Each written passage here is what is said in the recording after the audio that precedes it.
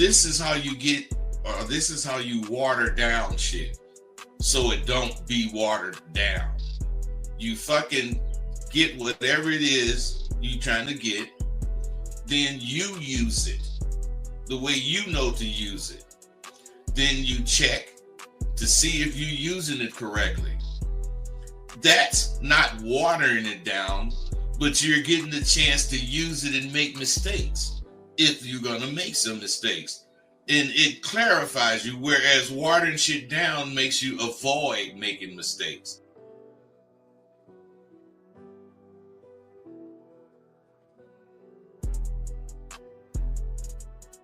You wanna end yourselves. You're depressed, you're sad, you're lonely, and then here's the key of their drug they laying on you. What do y'all say? How do I get my girl back? How do I get the relationship back? You don't want her back. You want the feeling she gave you because you couldn't give it to yourself. And that's why all these things are going wrong with a lot of you guys, based off the fact that y'all ain't learning the motherfucking game the way you should be.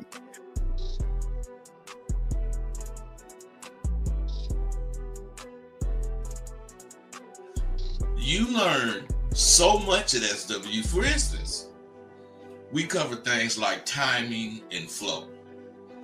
Without those two things clicking, you will never catch that woman you after. Timing has to do with how fast or how slow your conversation is coming out your mouth. And flow has to do with how you phrase your statements, so the words will flow clearly from your mouth. It's imperative that you have a spiel that introduces or brings the conversation in.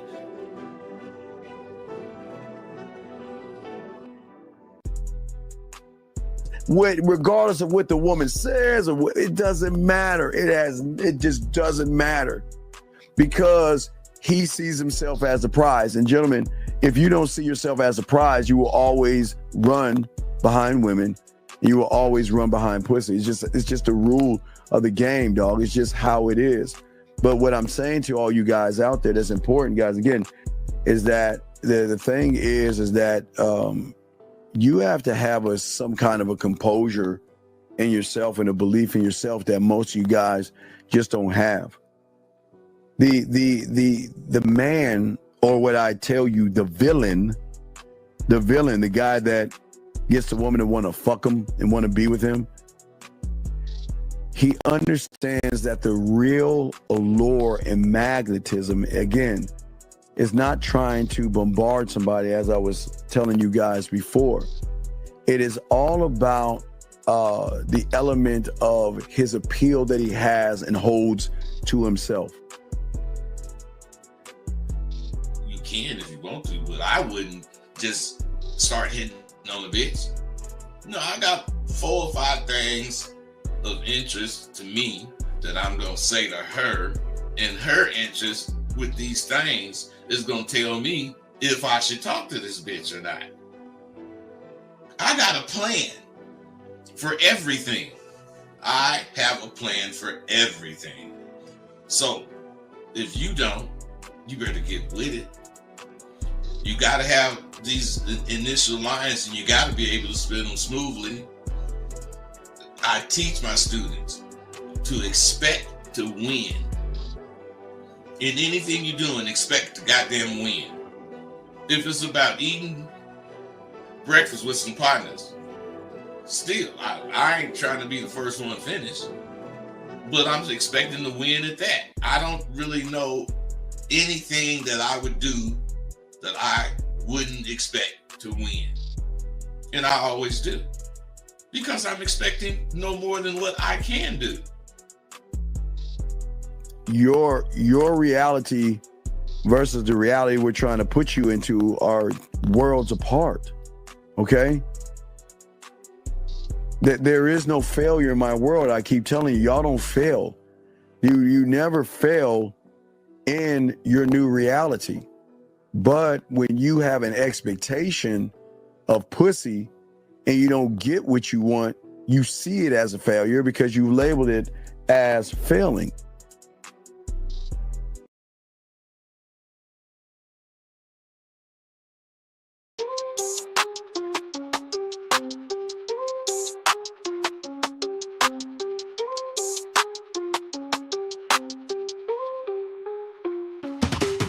Kicking game with Rosebud Dean on the scene. Breaking down the play, learning what it means. Picking up women, got the scheme locked in. Macking so hard, got your head in a spin. Rolling in the whip, bass thumping real hot. 808 bumping, every line's a plot. Teaching all the moves, slick talk, straight facts.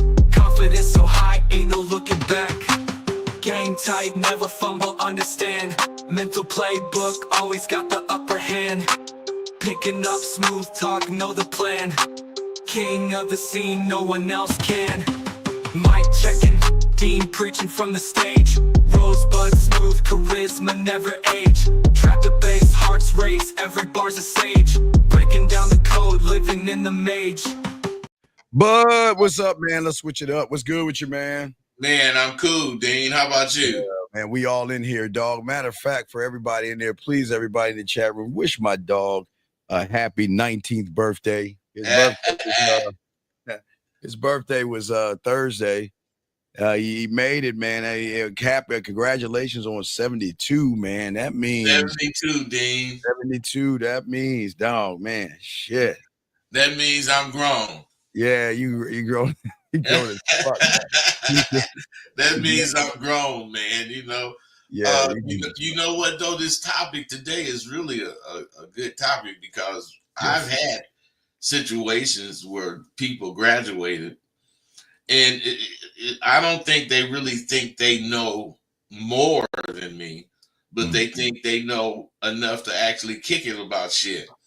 Now, let's say they graduated, they are on the level to where we can kick it about shit. But I've had a couple that wanted to debate, and sort of like that dude that was on the line with you, that fucker dude. They be wanting to debate, man, and that's where they really start showing they're not qualified, because common sense would tell you experience is going to win over eagerness every time. Yeah. Well, here's the thing. I mean, I always look at it as a master and a student. The student, the master. I always say, okay, but for when you're teaching it, we hold years and decades of experience versus a few months of information. You see what I'm saying? And when these students out here presume they know more than the teacher, they undermine the foundation of the growth right there. You know what I mean? It halts their progress. The arrogance creates a barrier between true understanding because, even though you teach, you can't show everything because they'd have to understand the beginning of the things you were teaching. So I always call it, Bud, understanding of understanding. And a lot of these young men out here, they think they know, you know what I mean? They think they say, it bothers me when they say, I'm trying to learn the game. I used to be in the game, and that bothers me because you've never been in it. You don't know what the game is. So don't use that word. For me, that bothers me because that's disrespectful to those who are actually in the game. We're on the street, they're 10 toes down the street, so to speak, like Bud. You see what I'm saying? Yeah. See what's be going on. What I realize is that you as a master, you're teaching this person so much that they didn't know. Yeah. And it may be a year or two or whatever amount of years.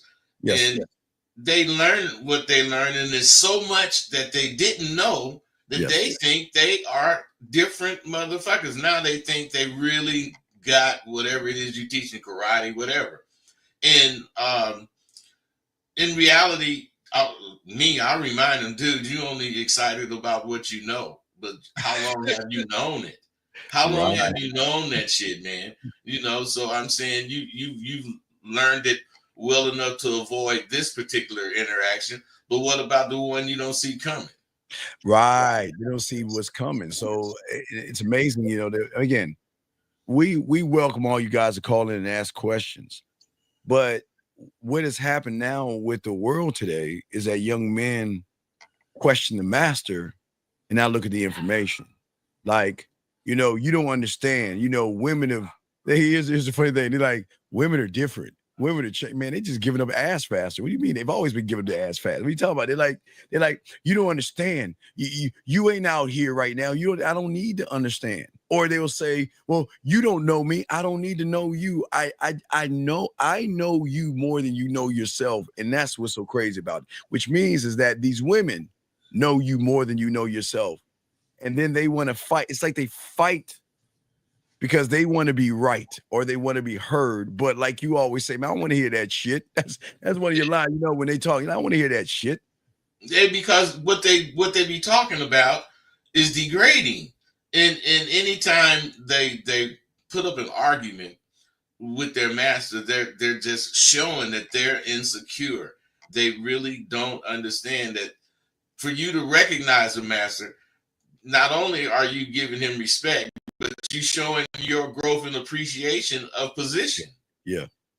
You're giving that respect, and that one day you're gonna have that position and you're gonna want that respect too.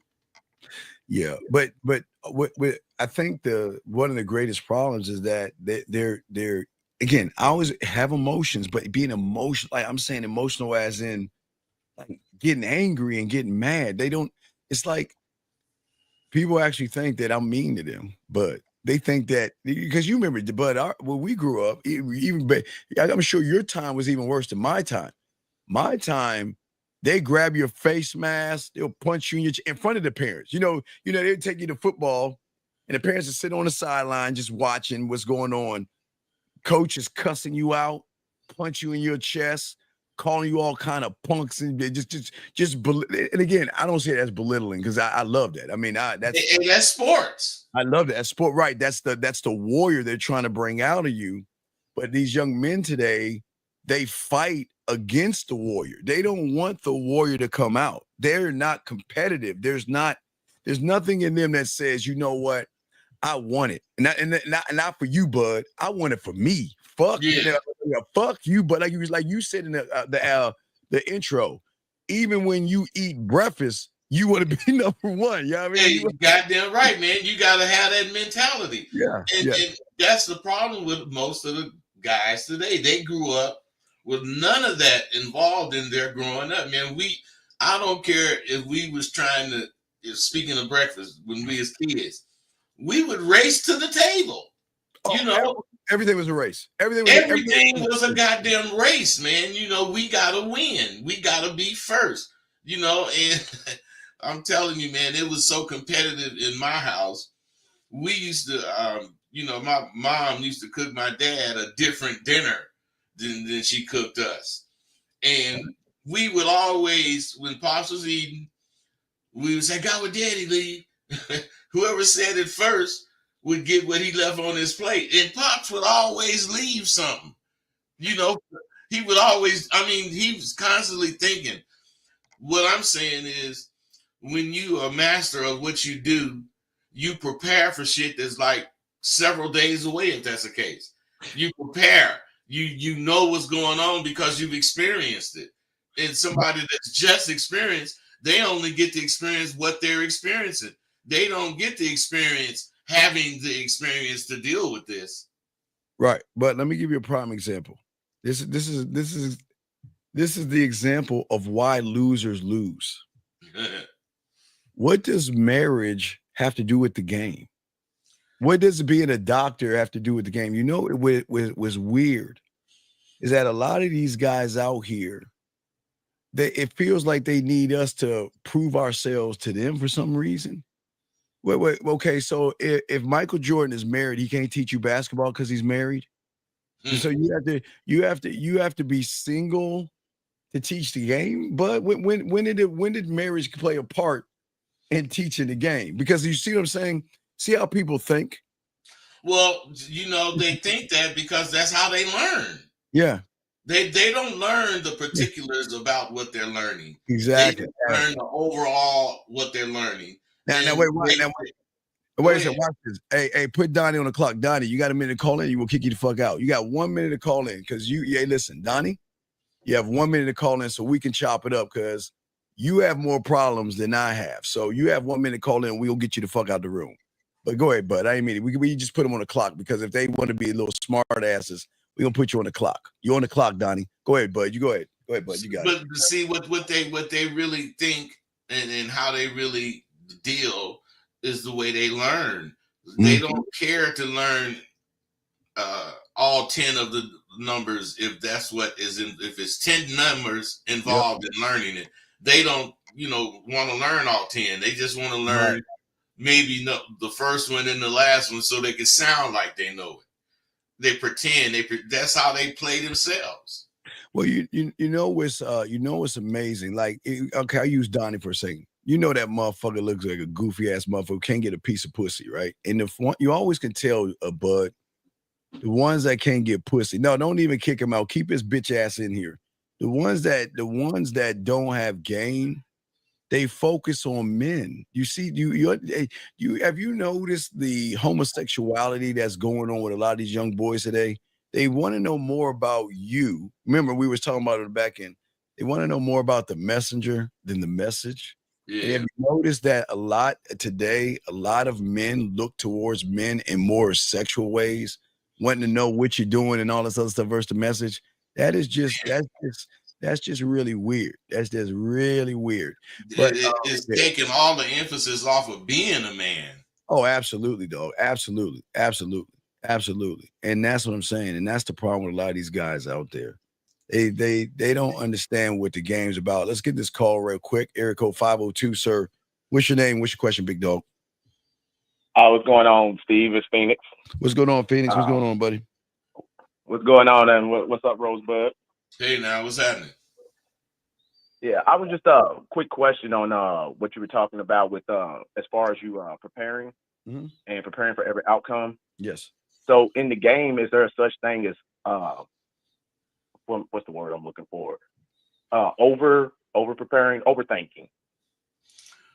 I don't think so. Well, there is a such thing as overthinking in the game, but you can't overthink something if every time you think something, you bringing up something pertinent to what you're thinking about. If you thought whatever you thought right, if you think whatever you're thinking right now, and through this conversation, you get to thinking something else, and you sort of switch to what you're thinking now, this is new information. This new information is going to change the makeup of what you already knew. So you constantly learn. That's what game teaches you. Everything is a learning fucking point, and you should learn something from everything you do. You can't, or you shouldn't just add something to it and act like it's still the same thing. It's not. It's different. So here's the problem that I have with what he's saying, bud, is that you're not overthinking. It's just that you're putting women above you. See, but this is the thing with these guys out here. And here's the thing, Phoenix. Your overthinking has nothing to do with who you are. You always just place pussy above yourself, which puts more pressure on you and setting expectations that you can't fulfill. And because you can't fulfill those expectations, you start to put all this pressure on yourself and overthink things. Because talking to a woman, telling a woman what you expect and all that, what is the overthinking in that? Like, okay, Phoenix, watch this, but Phoenix, give us a prime example of overthinking and be honest. I know this has to do with a woman. So what is the overthinking? Give us an example of you overthinking something. Well, no, it really wasn't. I've been listening to you too long to ever make it about women. But what do you overthink? What are you overthinking? I was talking about maybe scenarios. Say you think of, I don't know, maybe about your job, and then you're like, okay, do I want to get a promotion with this job? Do I want to go to school with this job? Should I do this or that and whatever? So I just didn't know. At first, I always thought that I believed that there was a thing of overthinking, and you just went and you did it. But it seems like what you all were saying now, that there is no such thing of it. You just you can prepare for every possible outcome, and that's okay. That's not overthinking. Hey, bro, let me say something. Overthinking comes when what you think you doubt and you don't believe it. Right. Questioning yourself. So if you don't believe what you think, you're going to constantly rethink so that you can think something you believe, but you're going to not believe it because you don't believe in what you think. That's a vicious circle that you go in. You got to start believing in what you think. And if you believe what you think, then you move on what you think. And you won't overthink, but you will always be thinking about what you should do. You're going to always think that. That's progressive. You're going to think about what you should do, how you should handle it, how you should act.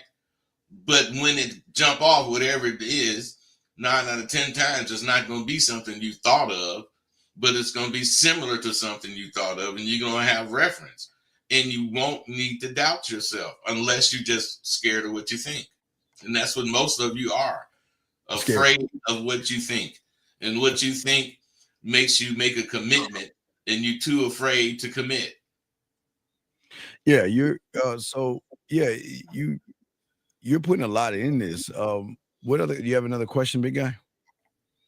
No, actually, I appreciate y'all clearing that up, because I mean, y'all hit it on the head pretty much. It's really more so about, if I really know who I am and believe in my direction that I'm going, I'm just going to move in that direction. I mean, But why? Okay, but if you're going in the direction, what direction you're going in, and why are you going in that direction versus going in the opposite direction? You got to weigh things out. Okay. Yeah, it's yeah. Okay. A lot of y'all, some doesn't have fathers in your life and things like that. That doesn't make it a bad thing. But a lot of y'all guys, it's a thinking man's game. But you got to think about all the moves. You just can't think one thing, and that's the problem. You just have like what is that? Bud. They lack humility, man. Yeah. And the reason I say that is because without humility, yes, they be closed off to ideas. They be closed off to new information because they don't think they're wrong. They don't believe, or they can't grasp that what they thinking is not correct. Yes. And then they just fight it. Yeah, they fight it. And not only do they fight it, you don't question yourself. You got to believe in yourself in every move that you make, dog. And again, you've got to be able to make that sacrifice and do this thing, take risk. And a lot of y'all don't take risks. You stay in your comfort zone. And that's just not only with work, it's also with women and everything around you. You don't take the risk because you worry that there's this failure or something behind that corner, which could be around that corner. But I'm sure Bud takes the risk. Yeah, but see, that's why that's why these guys don't have no game, because they don't realize that that's what game is, what you do about a situation, how you think about a situation. And if you let the situation handle you, then you ain't got no goddamn game, or you're not using any. So what we emphasize is believing in what you think, because in reality, that's how you get game. You think you better than me. And that's all these guys will do, is think they're better than me. Mm-hmm. If you think you better than me, you gonna challenge me to something. You ain't gonna be scared to lose because you think you better. So there's a challenge, and we have to, not a physical challenge where you gotta fight, but a challenge to where you gotta show. You gotta show and tell in the streets. You gotta show and tell.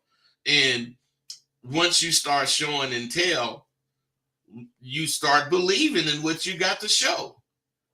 And the more you believe in what you have to show, the easier it becomes to show it. Because the more you show it, the more it becomes you. And your ass get really comfortable with showing what you got, which gets you gamed up. Why? Because there's no position you could be in where you can't show what you got. Because you're used to showing it in every position. There's no comfortable position for you to show. And this guy to say his name, I'm a convict. I put all the bullshit aside and did what I needed, and now am a licensed contractor. Okay. Yeah. I thought he was going to say something else, but that was good. And I like what this young man saying right here. He said, damn, Steve, facts, I run from the risk. No, the risk brings rewards, brother. That's the thing about the game. You got to, okay. I know most of y'all have been taught to run away from the bullets. Don't go into the dark cave, or don't go into the burning building. Most of y'all guys, your interpretation of your reality sets you off at a place where you don't believe. You think there's an edge. Bud, back in the old days where they thought the world was flat and it was like the edge you go over. So most of y'all guys believe there's an edge, so you will only go close to the edge because you don't believe there's anything beyond that point. But that's where your interpretation comes in. See, the game allows you to believe in yourself, to believe that there is no edge and I can keep going forward or going up, but we don't turn around and run back. We face the risk, because is it actually a risk, or is it a belief in yourself that you can do it? You see, when you, again, Bud, think it, do it, right? When Yeah. you know it, Hey, Steve, but I think that guy, Trizit, whatever his name is, yeah. I think he was admitting something. No, he was. That was a compliment. No, it was cool. No, Yeah. no. He was admitting how right you was. No, yeah, He, no. he was saying, "Damn, Steve. Yeah. Fact. I run from everything." Right, but it was a teachable moment right there. I was saying, yeah, okay, I see. I just thought you read it wrong. No, but you didn't. no, it wasn't disrespect. No, he's right. I'm just saying to him in this moment that, you know, the risk is because the world is flat. The world is flat thinking, meaning I can go past that point. But when you start to believe in yourself, there is no edge. No limit. No limit. There's no limit whatsoever. Absolutely. So do you have any other questions, big guy, before we move on? No, that was it, man. I appreciate it. I'm gonna jump back in and listen to y'all. All right, thank you, Phoenix. We appreciate it. Guys, you got a question, please put a Q or go ahead and call in. Lines are open. And today we're talking about lessons learned, why students miss what they can't think when they think they know it all. And that's the thing. A lot of, again, these are, okay, again, Phoenix and some of these other guys. Okay, wait a second. Here's a question right here. Rocky says, how to stop caring and living in fear of others. How to stop. Man, that is not a crazy question. Yeah, but the answer is so easy. Yes. A lot of people is gonna think it's not the case. But how to stop thinking about, how to stop caring about, you know, what others think, you gotta just stop. Period. You can care as far as that go. You know, you driving down the street and you heard somebody think this. You could care what they think, but you can't care. You shouldn't care enough to change your motion. You know, you got to realize that people are going to think whatever the fuck they want to think. They're not going to think what you want them to think. Yeah. The ones that do, you know, you're already cool with them. But the ones that don't, I guess you care about them. See, I don't really care about them unless they get in my face. Then I'm going to show them another side of me. Other than that, they can, you know, keep being who they are. So Rocky, is a good question. And I want you to think about power. Okay. Either you're going to give power away or you're going to take power away from somebody. So when somebody, okay, listen, everybody's not going to like you for whatever reason. People are going to hate you for whatever reason, which you shouldn't give a fuck. And people are going to like you for whatever reason, which you shouldn't give a fuck. But what I'm saying is when you worry about somebody who is bringing negative energy to your world and your universe. Well, wait, we got a call. Hold on, Rocky. We'll get you in 1 second, Rocky. Let's grab this call real quick. 646, sir. What's your name and what's your question? Hey, what's up, man? It's Kevin. My question is for Rosebud. What is a productive way that you yourself, with experience in the game, dealt with rejection? So when you pop and you call out a girl, it don't go your way. Like, what is your way of dealing with rejection? Bro, see, you guys are tripping. It's funny. For one reason, man, a rejection is a rejection. It is nothing. There is no, as far as mentally how I deal with it, I don't care. But physically how I deal with it, they can't even see that it moved me that they told me no. Because I've been told no 700,000 times. It is not going to faze me that she say no. Matter of fact, bro, this is how I deal with it. When they reject me, I look at my watch and damn, it took me 30 seconds for that bitch to tell me she wasn't shit. I deal with it like that because I want to go as fast as I can to hear the rejection. Caller, do you believe in Santa Claus? Do you believe in Santa Claus, No. Caller? You don't? Well, then what is rejection? What's the difference between rejection and Santa Claus? No. Here's the thing, Steve. When I talk about rejection, like when you pop and you call out a girl, she tell you no. what is the productive way of looking at rejection? I was getting insight, Steve. Wait, no, young man, I know. You talk about Santa Claus. No, I am telling you that because because it's not silly stuff. Because I'm not the one who's worried about a bitch rejecting him, man. Come on, think about it. You're a grown goddamn man giving all this power to a woman, worrying about what she has a right to do. Does she have a right to say no? Does she have a right to say, I have a boyfriend? Does she have a right to walk away from you? The reason why you feel rejected is because when you see that bitch, you set an expectation. And because you set the expectation and you don't get what you want, you feel some kind of way, which is rejected. So again, I'm asking you, why are you giving so much power to a woman and worrying about what she's doing? Versus, hey, hold on. Yes. Hold on. Hey, Steve, why are you taking my question and flipping it into it's not negative? Wait, how is it? Again, it goes right into the title. Young man, I'm trying to get you to see something that you can't see. I'm not the one. I don't believe in rejection. Women can reject you, dog. Okay, let me ask you a question. Do you think rejection is real? Yes, it is real. Okay, where does he live? Where does he live?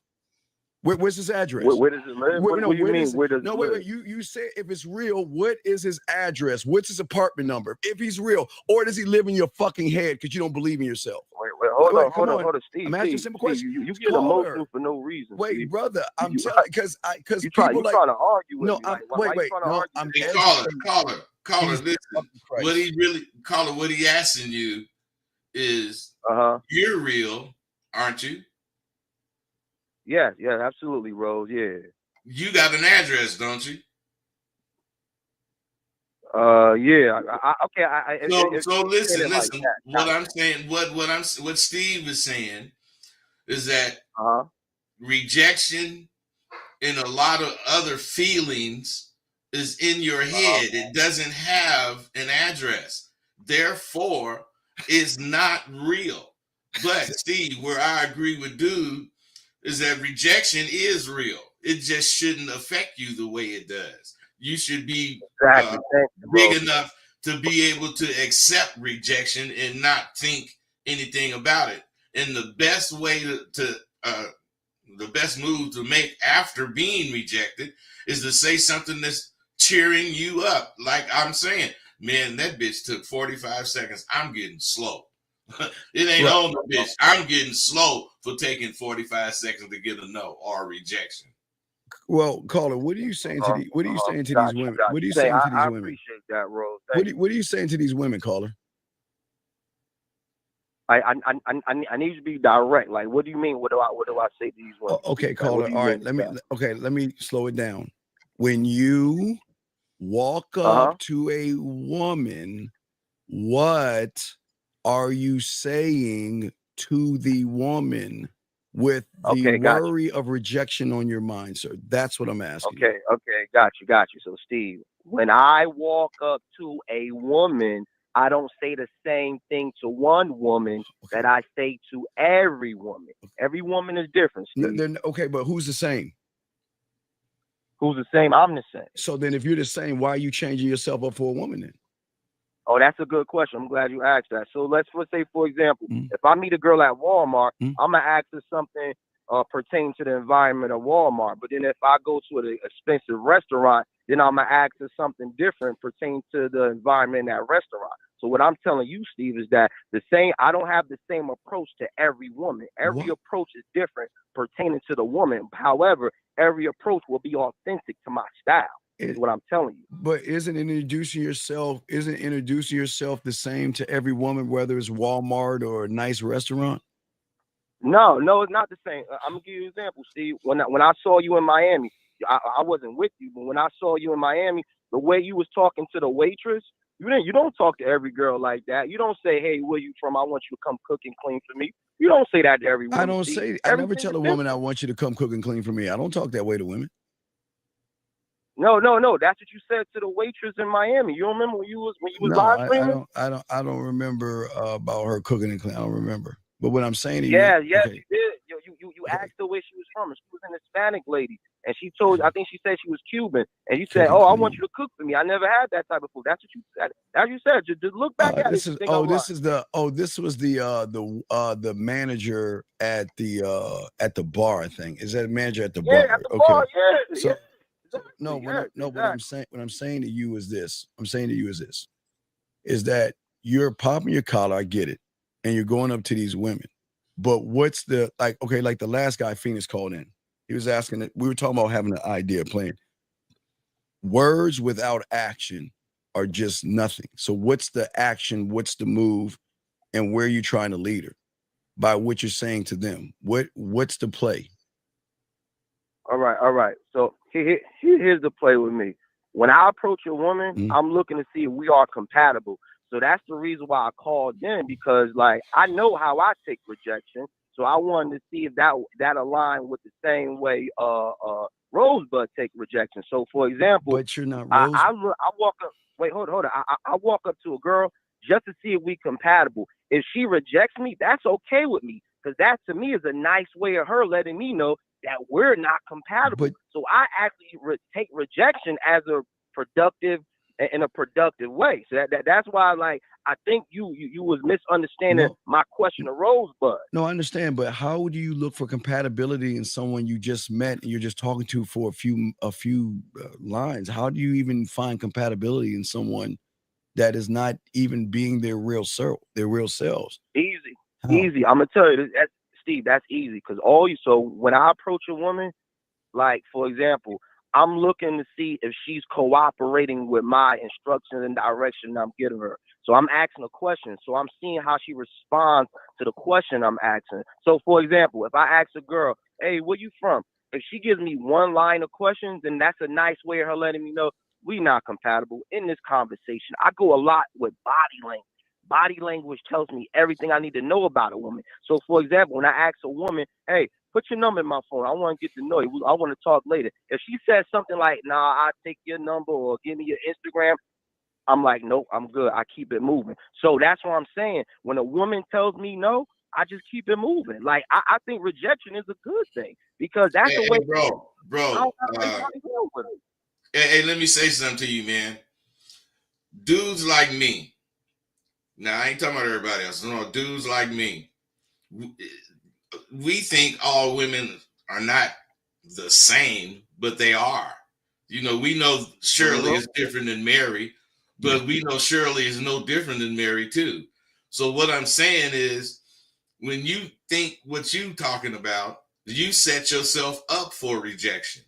And when the person does say no, I ain't saying you take it negative, but you feel like you was rejected. What I'm saying is, there is no certain look that woman should have. There is no certain race. Exactly. There's nothing in particular she could have that's gonna make her better than another bitch. What's gonna make her better is the way she responds to what the fuck I'm saying, and how she does what I'm asking her to do. Now, that makes her better, and that allows you to see if you're compatible or not. But you got to get there first. You can't be compatible the moment you meet her. If you are, then that means you open for anything. Yeah. So while you talk to her, the way you're talking, you're getting all the information out of her that you need. You're not necessarily asking, "Are you compatible with me?" But you're saying things that her response is going to let you know. So otherwise, you're not really doing yourself any good by not going with what you really think. Okay, I want to make sure we're on the same page, Rosebud. So basically, what I was saying is that when I approach a girl and I'm getting to know her, the way she does it, the way I determine. Stop right there. That's where you wrong, bro. Wrong.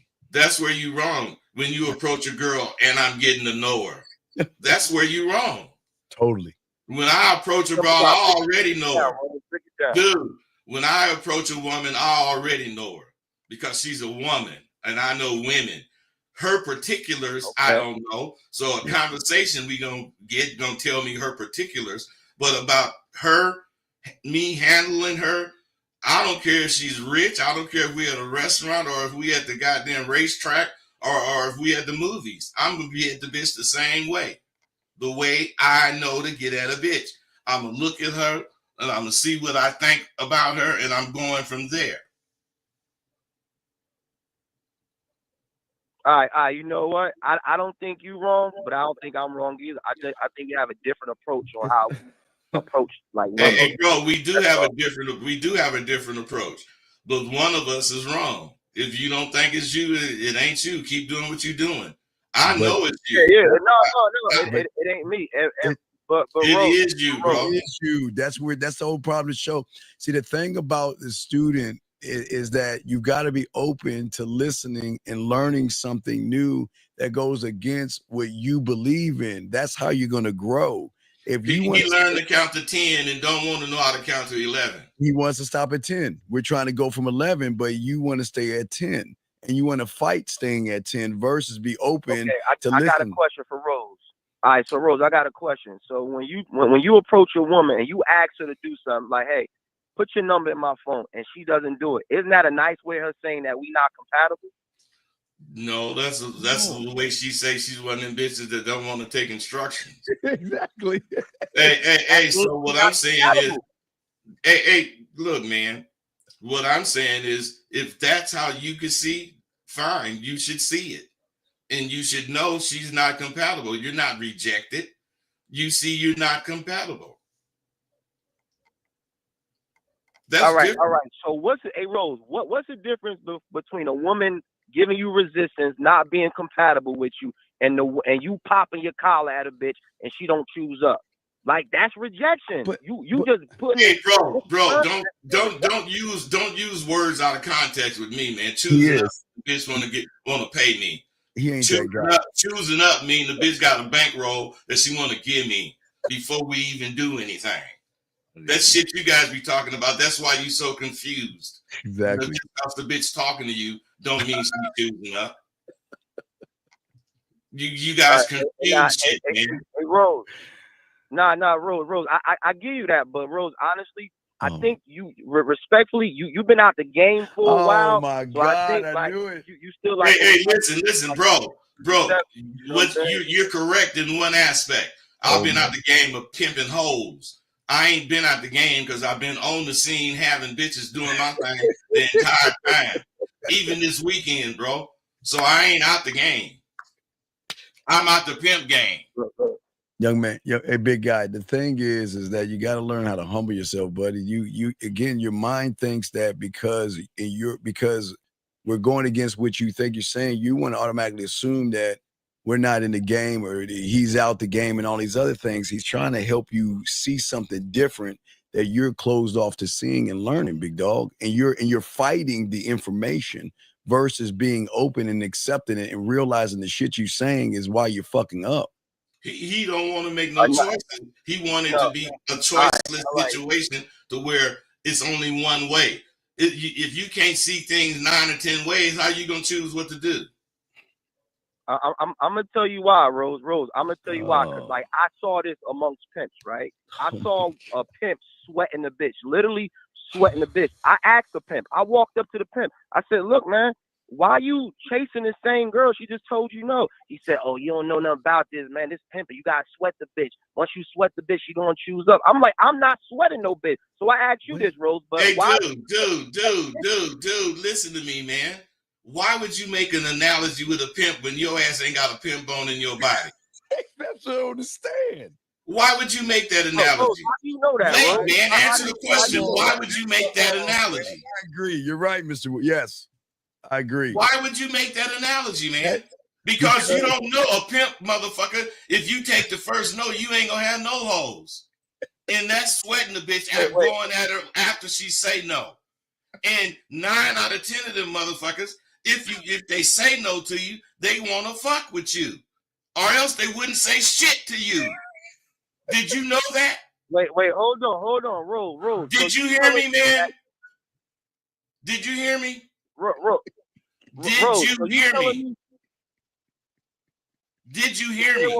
Say it one more time. Hey, man, the motherfuckers that like you talking about you ain't gonna sweat no bitch. You ain't gonna have no bitch, because sweating the bitch is in one way letting you know you gotta work to fuck with me. There You you can't just thank come up you. and say something to me.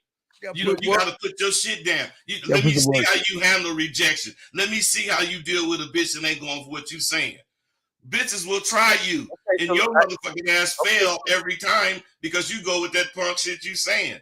That's punk shit. So A Rose, motherfucker can't be let told me ask no. you this question, Rose. Rose, let me ask you this question, Rose. So what happened to you don't chase them, you replace them? How you don't chase and replace them? But you're not a Hey, listen, brother, listen. Oh my God. Chasing them means she didn't left you, and she's in Malibu, and you in Hollywood. You going to Malibu after that bitch. So you go to Malibu, say something to the bitch, and the bitch, she ends up going to Palmdale. You go to Palmdale. That's chasing a bitch. You replace a bitch. You get another one. But sweating a bitch is not, I don't sweat a bitch past, the first couple of no's. But I know motherfuckers that'll walk up and down the street beside the goddamn bitch. I ain't doing that. But what I'm saying is that motherfucker doing that ain't wrong unless he doing it to my hoe. And I seen, then I'm saying, nigga, you sweating my bitch. Get your ass off my bitch, whatever the case is. But as far as him being wrong for sweating my bitch, he ain't. I get it, Rose. So let me make sure we on the same point. There's nothing wrong with sweating a bitch. There's only something wrong with sweating Rosebud's bitch. Okay, yeah, that makes a lot of sense. I get it now. Hey, wait a minute, bro. The way you said that is some punk shit. It ain't nothing wrong with sweating a bitch. No, it ain't no. I repeated. Did you listen and be quiet? I repeated exactly what you said. Caller, can you please be quiet so he can finish with his point, please, sir? Hey, listen. What I'm saying is if I'm riding down the street and a nigga sweating bitches, ain't nothing wrong with that. But if I'm riding down the street and I see a nigga sweating my bitch, something is wrong with that. I'ma stop that nigga from sweating my bitch. Why? Because he's stopping my money. Legitimate complaint. Now, you could sweat another bitch that could be sweated because her man ain't showing up or he ain't out there, if that's the case. But what I'm saying, you trying to, make shit mean fit what you saying instead of learning what the fuck you using as words. Sweating the bitch means something, bro. All right, listen. Sweating a bitch to me is some punk shit. I wish Hey, dude, you said to you. That's a qualifying statement. Sweating the bitch to you is some punk shit. Say that again, Rose. Say that again, Rose.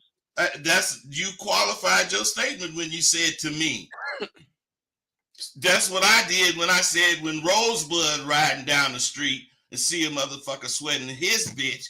I'm qualifying what I'm saying, like you just did. But you don't understand what you're doing. You just talking. Okay, got you. Now, Rose. Now, me and you, we in a different generation. But I think if me and you was in the same generation, I would have took all your hoes, Rose. But you sure would have, man. You would have dreamed about it, and you would have had it.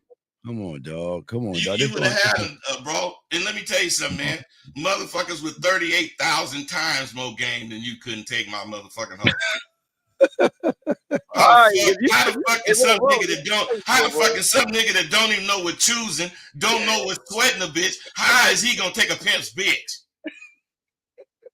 How is this motherfucker that barely know how to walk? You got to tell him, man, pick your left foot up and put it in front of your right foot, and then pick your right foot up and put it in front of your left foot so you can walk, nigga. Listen, Rose. No, I don't want to listen to you no more. Talk to Steve. You a fool. And you talking bullshit. You making everybody listening to your bullshit hear all the punk shit in the bullshit. Because you don't want to know what the words are. You don't want to know what the words mean. You just want to say some shit because it sounds slick. Man, when I get out of this. Listen, all I'm saying is this. If you greatness and you come up in a bitch face and she don't recognize your greatness, she don't deserve to be sweated by a man with greatness. Fuck that bitch. But wait a minute, man. Wait. I guess, when did you do some pimping? That's my whole point. Say what? When did you do some pimping? When did you do some pimping to know how to tell a pimp to sweat a bitch, or know how to tell a pimp what's cool in pimping? Hey, listen, I would never incriminate myself. When did you do some pimping, motherfucker? When did you do the pimping, dog? You didn't pimp. You haven't pimped, right? Okay, Yeah, So if then, you say if you so, have, but no, whatever you you then, say. but wait a second. I that's- guess but big I dog. guess Rosebud the pimp guy. No, it's not about that, dog. This is about what we're talking about on the show. You failed. The reason is you think you're the master, you're the teacher. You think you could teach people, and you're still learning because you don't know a motherfucking thing, big dog. No, he stopped learning. That's why he Oh, had nah, where he at. See, what I'm saying is that if I'm in my 60s or 70s or my 50s, I'm not telling a younger man to sweat a bitch. If you It's gotta not sweat about that bitch, you don't need that bitch. Oh my If you gotta sweat Bro, that bitch, you don't need that bitch. bro, can you listen and understand? You talking about suckers like you. I'm talking about niggas that want to have a bitch doing something. If you want to have a bitch doing something, you got to sweat her sometimes. Nah, I bullshit. I ain't Hey, bro, that's why you doing what you doing for a living. Bullshit. That's Hey, bullshit. dude, you can go on being a garbage man if you want to, man. And you Yeah. can pick up all Go the ahead. trash. You Go can ahead. pick up all the trash you want to pick up that your truck can hold. Because you ain't gonna do nothing but run in the garbage, bitch. Wait, Yo, call it. I hope you ain't following this. No, this call new it. Call it. No, instructions, call man. it. Oh Call my it. God. Young That shit man. No. You gotta understand something. This is your problem. Again, this is a problem with a lot of you motherfuckers that don't know what the fuck you doing. The problem is he's trying to teach you something. But the problem is you believe that you've already arrived and you think that you know it all and you think you got it all. But yet you called in talking about fucking rejection, dog. Worrying about what a fucking woman thinks. No, he's call trying her. to teach niggas how to sweat a bitch. It's not about I'm not sweating no okay, bitch. dog. He ain't. Hey, dude, and I ain't telling no. I didn't say how you sweat a bitch. I just said it's cool to sweat a bitch. No, it's never cool to sweat a bitch. Hey, man, so you don't never sweat one, man. Can you get this nigga off the phone, man? Because this nigga is sick. All right, caller. Thank you for the call, big dog. We'll throw you back all in, right, man. Like I say, all right, thank you, caller. Guys, lines open. Let's bring this call in. Area code 917. What's your name and what's your question? 917. Turn your volume down. Okay. 917 going once. 917 going twice. All right, we'll let him go. Man, turn that fucking shit down the background. Call in and we got you. But boy, this is what I'm saying, man. The thing is that a lot of these guys think that they can just go, they think they can go to a surgeon, but and get one line and think they can operate or do heart operation and shit. It's crazy. And then when you try to, hold on, let me bring this okay, I'm gonna say it one last time. 917, what is your name and what is your question? My name is Brooklyn Sean. What's going on? Wait, how can we help you, sir? Brooklyn Sean, what's up? What's happening with it? What's going on, man? First, I just want to say that it's a pleasure and it's an honor that both of y'all brothers is working together again. Thank you, sir. What's going on, brother? All of y'all listeners, y'all might not understand how important it is to listen to these brothers. Don't discount what Steve is saying neither, because they trying to help you. You don't like how they punching you in your chest, but if you listen, you'll learn. You wouldn't be worried about some female trying to reject you. Fuck. First of all, when you say that punk shit about, oh yeah, I want to get to know you, she automatically puts you in the sucker bag. Thank you. You get treated like a sucker. So when they try to tell you something, open your ears. Stop letting your ego be so sensitive. But thank you, brothers. Thank y'all for working together again. I'm listening. I'm in the queue, and for that, I didn't get his name, but try to use your ears a little more. I know you young, and I know you one of these guys of nowadays. Your ego is real soft, but listen, and you'll learn. You'll step it up. Well, all right, we thank you. We're going to talk about why they won't learn. It's hard to learn, but for me, I was open. You know, I emptied my cup, Bud. When I learned from my mentor, Bud, what he said is what he said. And I listened and I learned. I asked questions. I didn't question him because he knew more than me. And if I want to learn from you, then who am I to give you my fucking opinion? Yeah, see that is so simple. It's easy. The simplest shit is the most difficult thing for these kind of motherfuckers to learn. Because what he don't understand, we talking about when the student think he didn't pass the teacher. Yes. And we fucking didn't said what they would do. We didn't describe them. And this motherfucker did every bit of it. Yeah. But he's not one of them. Well, one of your people in the audience say that guy has no teachability. Right, his teachability is very low. We got a call. Area code 973, sir. What's your name and what's your question? Rosebud, what's going on, fellas? How y'all feeling today? Hey, what's up, man? Steve here, man. I didn't hear you say that, Steve. I'm jealous. It's cool. What's your name? What's your name, brother? Hey, this is the guy from the East Coast. I call in with y'all once in a while, chop it up. Talked to y'all last week, but I just wanted to say I don't have a question. Steve, don't feel like you failed me. I know you say that all the time because I don't have a question. I just want to double down on the two callers ago. That was disrespectful, man.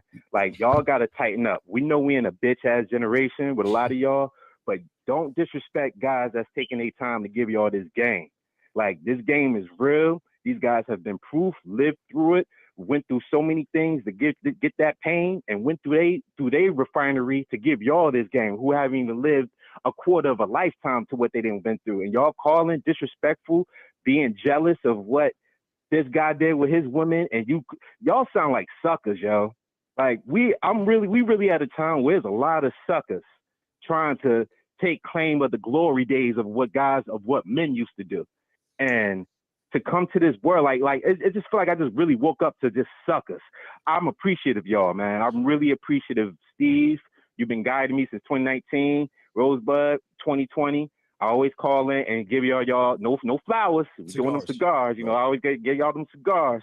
Yeah. But men of strong rapport, y'all got to hear this from guys that actually respect y'all too. You don't think y'all already filled with game, and I'm pretty sure y'all set on life on how y'all move throughout y'all day. But y'all need to know that there's guys that genuinely listen to y'all and appreciate any little thing, any little meter that y'all move in our lives. I'm appreciative of that because my grandfather ain't here. Y'all sound like grandfathers and uncles to me right now that carry that wisdom. Yeah. And these dudes are not appreciative. They not even donating. They getting this game for free, and they can't even just ask a question to whatever they going through, get the game, but they want to push back and question the teacher. Y'all some suckers, yo. Real talk. And I'm glad I don't even listen to y'all young cats, man. I listen to a couple, but not all y'all. A lot of y'all some suckers, man. Real talk. Stop competing with the old heads and get the game. Get this game. Hey, man, that was dope. Right, man. You dope. Both of y'all dope. That was dope. Hey. I appreciate it, big dog. We'll throw you back in, man. Okay, big dog. Appreciate you. Hey, next time, I have a question next time, okay, man? Come on, I got you. All right, man. Appreciate you, man. All right, man. Lines are open, but but like I was saying, dog, humility is very important. You know what I mean? I was always, when I started young, even your stories, look, humble ourselves, because if Bud, I always go right straight to the Karate Kid. You see the Karate Kid, right, Bud? Yeah, you know it. Yeah, you know it. So all these guys, we got another call, but hold on, let's bring the calls here. Hold on, let's bring the call real quick. 702, what's your name, sir, and what's your question? Yo, man, it's AG, man, from out of Las Vegas, Sin City, Las Vegas. My main question was this morning was, how does the student pick the mentor, man? Well, okay, the way the student picks the mentor is very easy. It's the easiest thing, because right now, if you look at YouTube is full of what they call content creators, right? The easiest way to find the motherfucker that actually knows what he's talking about is he can teach you things that you've never heard before. Now, if you notice with the manosphere and the red pill, they regurgitate information. Hypergamy, low, high status man, looks max, and all that bullshit. That's all fake. You need somebody that's going to force you to see yourself in a different way and make it about you and not women. So the only way you can find out is somebody teaching you something that you've never heard before, because you're learning from them. I'll give you an example. Bud has knowledge, but Bud has learned and taken that knowledge and hit the street with that knowledge. And I don't want to speak for Bud, he can speak for himself, but I'm just saying that from Bud's point of view, he can see something different and he can teach that versus him saying the same thing that somebody else is saying. But that's how you learn. But Bud, what would you want to say to that young man? Hey, I know AG, man. And you know me, man. Every time I call myself fucking sharing game with you, I'm talking about something you doing, something you saying, blah, blah, blah. Because that's what a mentor is going to be doing. He's focusing on you so you can focus on him, help you get better. Yeah. Absolutely. So I mean, you know, it's a lot of people that you run into though when you on your journey. Uh, you know, I mean, I guess your bullshit radar go off when you recognizing shit from sugar. But you know, I see Steve said something about YouTube, man. I'm not really No, I'm you know, not I'm saying more you. I'm organic, just saying, man. You know, I like to run into my shit and I like to, you know, catch the vibe off the dribble. You know what I mean? In person, man. no, The no, internet no. kind of not really real to me, you Right, know. no, So I no. wouldn't really know how to choose off the internet like Well, that. it's not about that. I mean, a lot of people do choose on the internet. Again, I don't know you well enough to know what you do. I'm just saying that the majority of guys jump on the internet and get bad information from people that don't know what the Oh fuck yeah. they're talking about, and then they want to get mad at the ones that have information. Like, let me give you a prime example. Like dude who just called just now, that Well, motherfucker. Well, no, here's a problem. I'll give you an even better one. So they got these things on the internet called the red pill and the manosphere, some fake ass shit out there, right? So these guys will blindly listen to these guys complain and bitch about women all day, right? And then those that have game that try to teach them how to really love themselves and make it all about themselves, they want to question them motherfuckers. they'll question the ones that tell you to love yourself and be all about yourself, but they will listen to the ones that tell them it's not your fault, it's the woman's fault. Everything that's going wrong in your life is the woman's fault. So, you know, it's just how it is, man. Yeah. So do you believe that the saying that goes, when the student is ready, the teacher will appear? I believe that the information is out there, but you've got to be open to want to obtain it. It's okay. Information is everywhere. Information is everywhere. But the thing about it is, are you willing to listen and learn without putting in your 2 cents? Like I was talking with Bud a second ago. When I learned and I started this shit, I shut the fuck up. I didn't ask. What I thought had no relevance in anything. I thought for myself, and I would ask questions, but I would never ever think to question the person giving me information, because I knew he knew more than me, had more game than me, and the only way I can learn this information is humble myself, shut the fuck up, and be a student and learn and ask questions. But like Bud was saying, a lot of people don't want to do that because they think they know it all. Just because they get one woman, or this is because they know hey, like the guy said, I talked to a pimp and he said, I don't know, example, pop my collar up, because that he think he doing shit. You know what I mean? I'm just saying, come on, man, that's crazy to me. But hey, Dean, that's like a motherfucking white boy saying, you tell him, man, you don't know no motherfucking brothers. I know black people. I have a friend. I got a black friend. I grew up around there. I watch Jeffersons. I watch. Hey, that's what he was saying. I know pimping. I got a pimp friend. Yeah, right. Yeah, I've seen him do his shit before. Yeah, so no, it's all good. Crazy. But again, the teachable student is not going to get mad at the person giving them information. But you have to understand, sometimes information hits you in a different way, where it makes you. Okay, so check this out. Not to cut you off, but this is popping in my head. So how do you, as a student, accept humility? Well, that's what it seemed like motherfuckers had a problem with. That's what I was realizing. Well, I've been chopped up by Bud plenty of times. I mean, in person. You know, I said some stupid shit.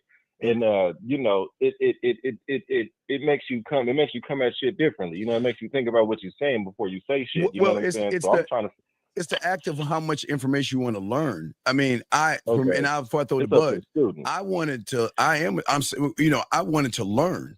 I wanted to soak everything up I fucking can, because I saw the results. Now, my mistake was I was looking from the outside in, thinking that the game was about women, because I saw the results of the end result of what he was doing. So I assumed that it was about women until I learned that it had nothing to do with women. Women are going to come into play, whether they're just like the perk. They come in and out, whatever the fuck. Women are a perk, man. Yeah, right. The perk. So what I'm saying is that I was open to wanting to learn. And I realized you got to come in this thing. I know nothing. Because like, okay, let me say if I was under Bud or something like that, Bud was teaching me. Do you think, because I've said this since the late 90s when I was doing this, the pimps are the top. I call them the Yodas. When I met Bud, I called them Yoda and shit. They are the top of the fuck you, Bud. They're the top of the fucking mountain, right? We cannot Why do. not? We Why cannot. the fuck not, No, man? no. That's paying homage, dog. That's saying that. Look, they the top of the chain, right? That's just what it is. But with that being said, I can't disagree with that, right, man. right. That just sounds right. Right. No, what I'm saying is, so if I came to Bud for information to learn from Bud, I would have to take my cup and dump that shit out, and that bitch has to be empty and clean because I have no right, no say so to anything because my thoughts will not matter when it comes to what he's about to teach me. Yeah. Okay, so that's like this. That's like that's break. You got to break yourself down, man, to get built back up. You know.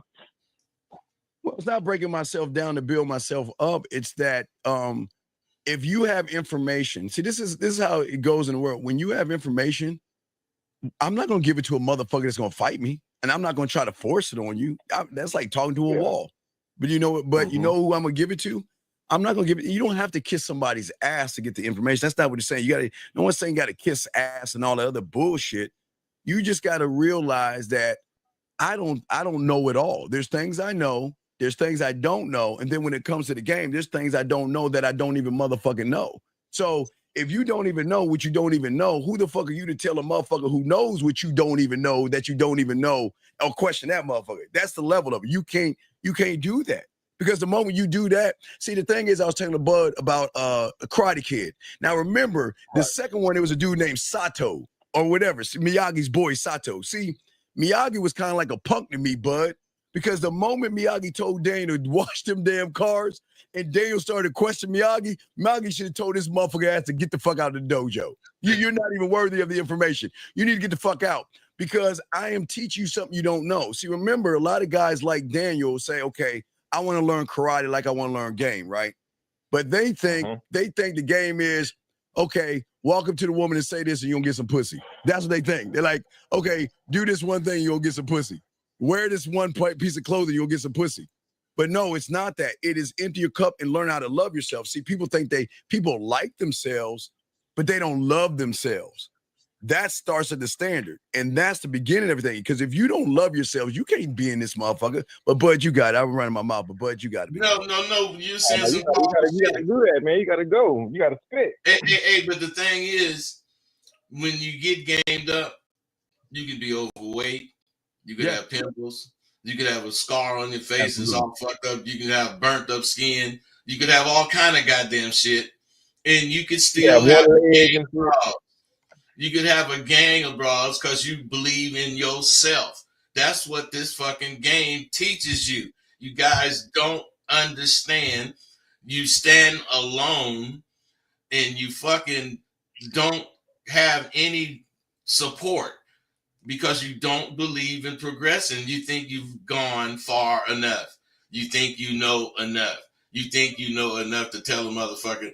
That really got me, man. This dude that had no pimping in him, knew what a pimp should do as far as sweating the broad, and he knew it because he talked to a pimp before. Come on, that's just really stupid shit, man. And he didn't think it was stupid. And Dean nor me could tell him that was stupid. Now, if his mentors Excuse me, but was that the lack of humility, or was that man just not humble? He was. That's lack of humility. He wasn't humble either. But humble and humility is basically the same thing. All right. Do you have any other questions, big dog? Hey man, I was just trying to get it going, man. It's all good. No. Morning. Okay, we appreciate it, man. We'll throw you back in, okay, big dog? Surely. I respect. All right, guys, you got a question. Lines are open. We got a few questions in the queue, but I wanted you to finish with your thought I was talking about because we're talking about why the student always thinks they can outshine the master when not even the student. So what's your take on that? Well, you talking about the caller just now? Well, no, I was talking about the Karate Kid thing, the analogy I was talking about.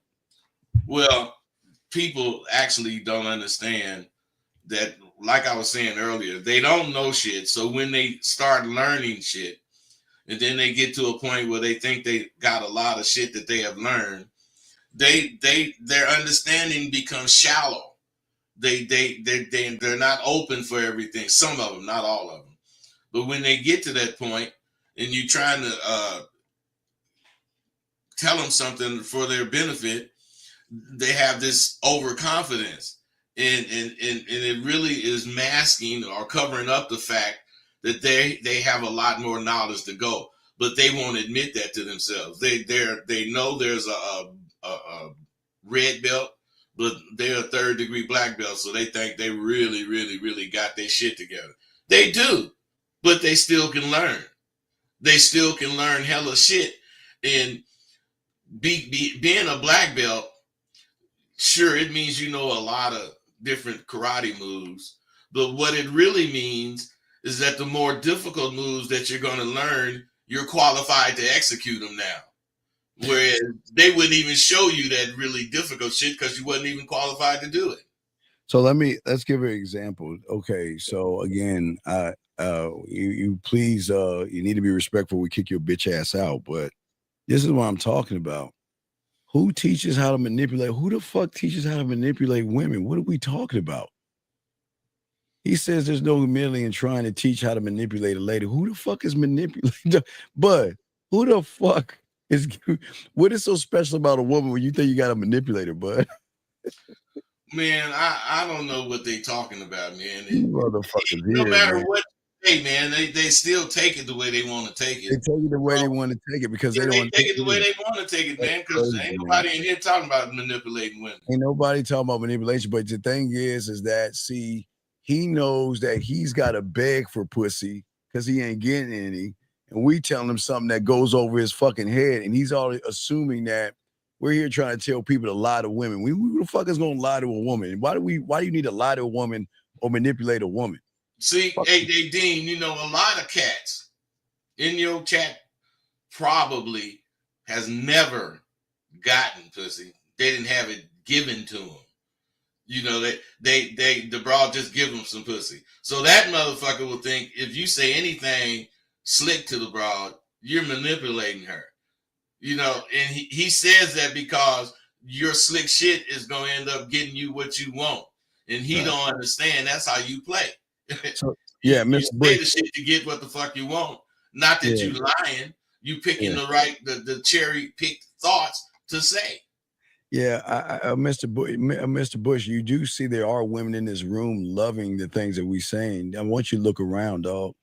So what are we teaching? What are we teaching women? And what is my success story got to do with the fact that you ain't got no motherfucking game and you a sucker? I don't understand that shit. Why are you so mad? I don't understand why so feminine? Why are you so mad? Because you got what he want. Yeah, you got people's attention, you got people's respect, and you got something to say. Yeah, he's just saying something. Yeah, that's crazy. I think this is a blocked person. Let me make sure. I didn't know if I did it right. Area code 361. What's your name? What's your question? This is Christian Steve and Rose. My question is, I'm ready to start coaching and I'm ready to take the next step. I already have a consultation tonight with Zach, but I just need to know, how should I prepare my mind? Okay, young man. Okay, let me tell you where you fucking up. If I told you to build me the perfect car, yes? Yeah. And you went around the world and you grabbed all the perfect parts of a car. You got a Bugatti engine, a Ferrari muffler. You got all the perfect parts. You put that car together and gave me the key, and I tried to turn the car on. Would it start? No. Why? Because the parts aren't from the same place. Exactly. So why the fuck are you coming to me when you should be talking to Carrie K. Zagan, dog? Why the fuck are you over here? How am I gonna fucking tell? I can't wait. No. I can't tell you how to fucking prepare for another man, dog. He's his own man. I don't understand that. How am I to tell you how to prepare for another coach that teaches something different than us? Yes, he has game, but how am I supposed to do that? What do you mean prepare? I don't even understand what the fuck the question's about. Plus, this is why these dudes are so confused. Hey, caller, this is why you guys are so confused.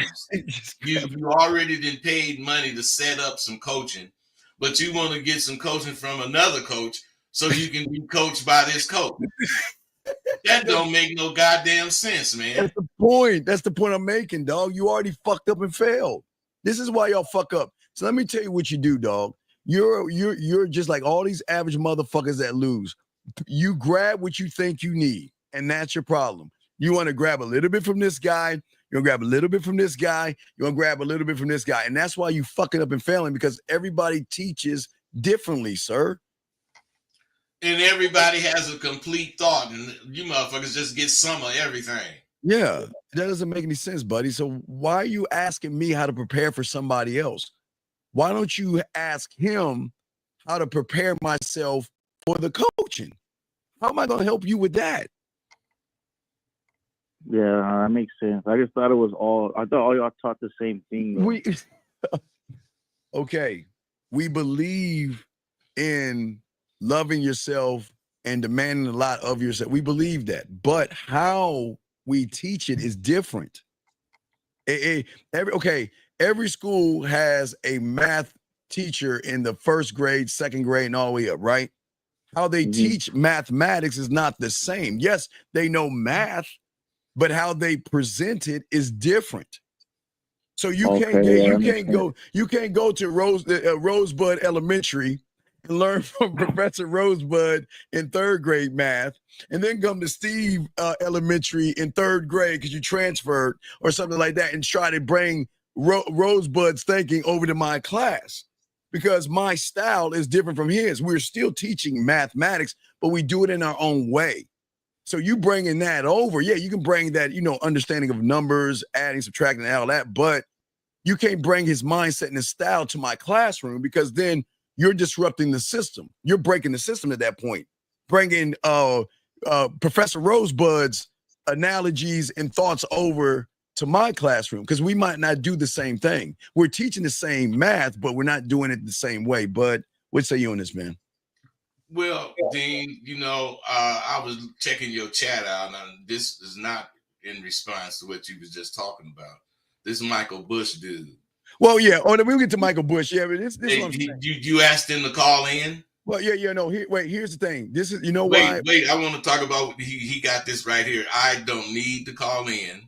Yeah, you ain't coaching people. You dissing people calling in. Y'all talk respect, bro. You're goofy as fuck. But everybody, this is a teachable moment. This is beautiful, gentlemen. Why this motherfucker is a cry for help, guys. Let me explain something to you guys.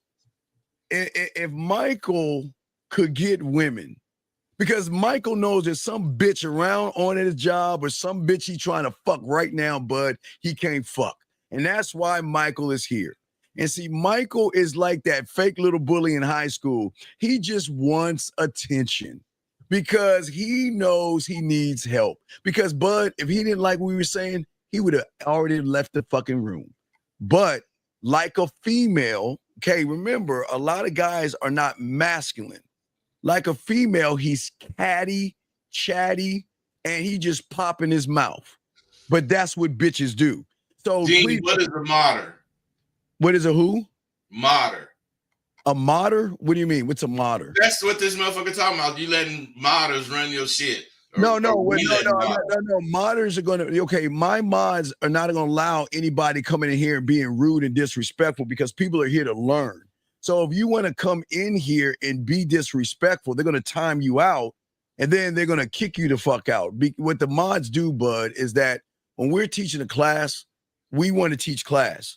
We don't want any interruptions. So when people come in and try to disrupt the class, we get them the fuck out. That's what those are the modders. Yeah, the mods. Yeah, the mods are the ones that you have to make sure that we're all focusing on the lesson that we're talking about, versus just running your mouth and being argumentative like that motherfucker. They're like moderators. Yeah, they're moderators. They're making sure that they're getting rid of the riffraff, the motherfuckers talking shit and all the other stuff that's disrupting the class. So that's he don't know that's why you got a moderator. Yeah, we got mods. Oh yeah, I got them all. Matter of fact, I give women those two things because that's what I'm saying. They just don't do that, man. So it's just a lot of guys in here that get upset and they get mad. Okay, that's what I'm saying. So the thing is that he's not mad. He's just crying for help. A lot of these young men are mad because they're losers. And it doesn't, and I'm not being mean. A lot of guys lose. They can't get women. They don't know how to talk to women.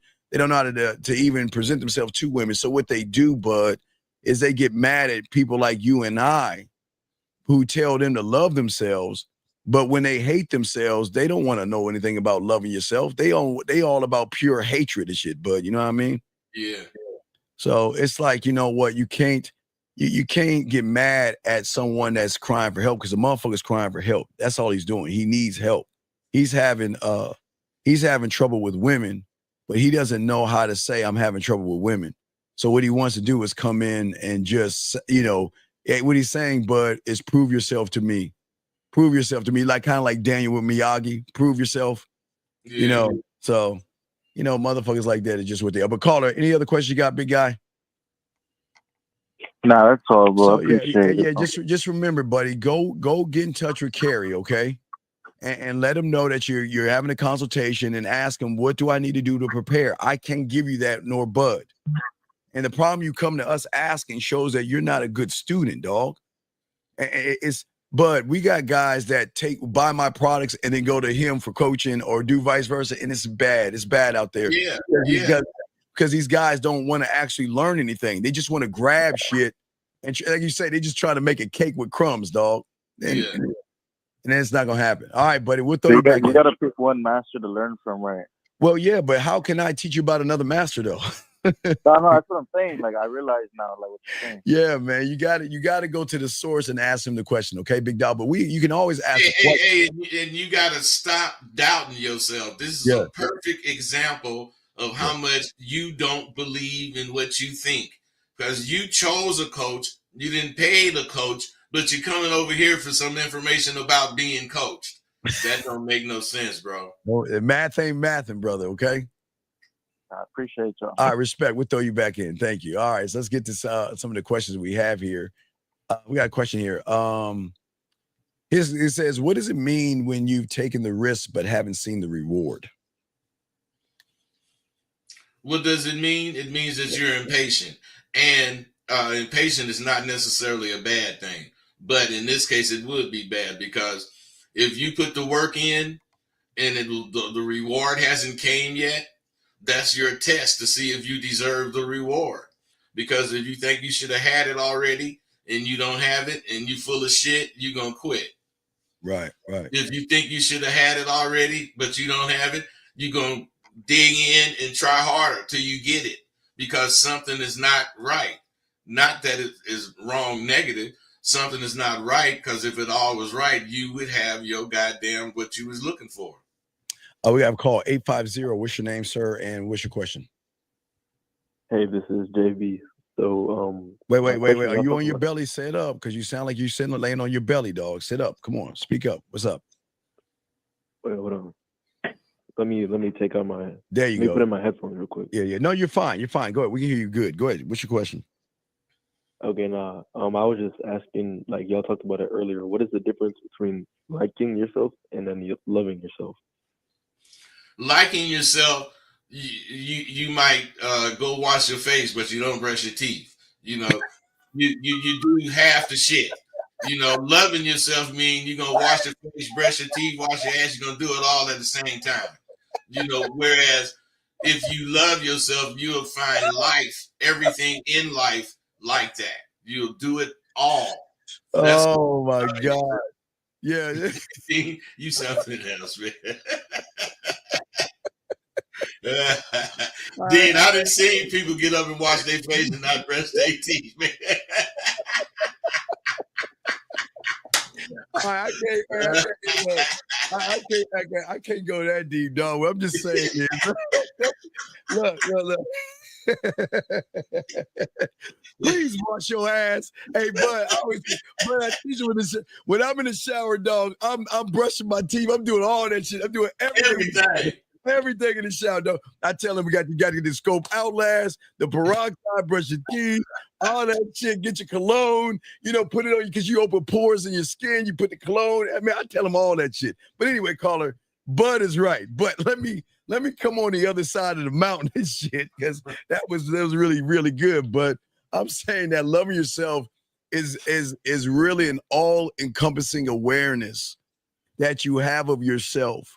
And it's how you perceive yourself based off not only the perception, but also the knowledge that you choose to gain about yourself. So it's saying that I'm going to put me above all things, number one, because I'm the only one that can love me. Nobody can love me the way I can love me. And because I love me, I'm not going to put up with certain things. I'm not going to allow people to walk all over me and disrespect me. I'm not going to do it, nor is Bud and I. But when you love yourself, you see the world different.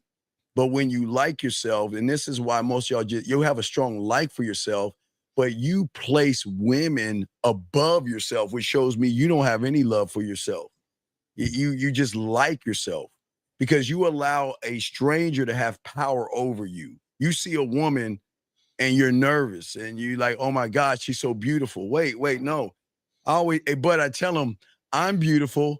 I'm sexy. I'm desirable. She's got to earn that shit. I'm just not going to, I don't mind telling a woman that, but she's got to earn that. Or Bud is slick with his mouth. So I can't speak for Bud, but Bud's on the other side of the mountain. I'm on this side. I'm just saying for me is that I look at myself as beautiful and I move as a beautiful, loving man to myself. I don't give a fuck what the world thinks about me. I don't care. I just don't care. All I do is care about me. Bud, what say you, man? Man, I don't know why I keep reading this dude shit, man. Oh my God. You know what? Wait a second. Did you see what he just wrote? You think loving yourself is actually the key? No, it's not, because if you also hated yourself, because the truth, the Bible talks about, you would hate all the hypocritical things this world encapsulates. This could be true. It could not be true. I don't know. But what I'm saying is, what the fuck do that have to do with really loving yourself?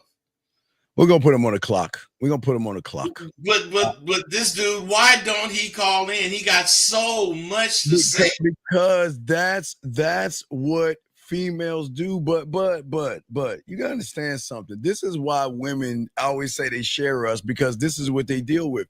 You think a woman's going to be with a motherfucker like that? You know what that motherfucker going to be? Where you going? And why you going there? And who you going out with? Let me check your phone. This is a very insecure motherfucker. But you know what? Watch this, Bud. You know how much power I have? I can click a button here, and the motherfucker is poof, he's gone. See how easy that is, Bud? Poof. Well, I'm glad you did, because that motherfucker is bothering me. And Bud, what's so great is if he tries to come back in, it takes about 5 minutes to do it, because you got to get a Gmail account. You gotta sign into that, hook that into your phone. Then you gotta go to YouTube, get an email, log into that, hook that in, and then you gotta come back and find us to come back in the room for me to press a button in 1 second and make you do the process all over. So we got the power. So fuck him. But anyway, Bud, what say you on loving yourself, man? Hey, I think it's absolutely necessary. See, I'm telling you, I really knew this dude, Insane Wayne. This motherfucker got burnt up when he was a kid. And I mean, he was really, really burnt up. Face, all his body, all that shit. And this motherfucker somehow grew up thinking he could be a pimp. Let me tell you something. The man had hoes. All that problem I'm talking about is burnt up. His dick was burnt up. I never seen it, but I heard his dick was burnt.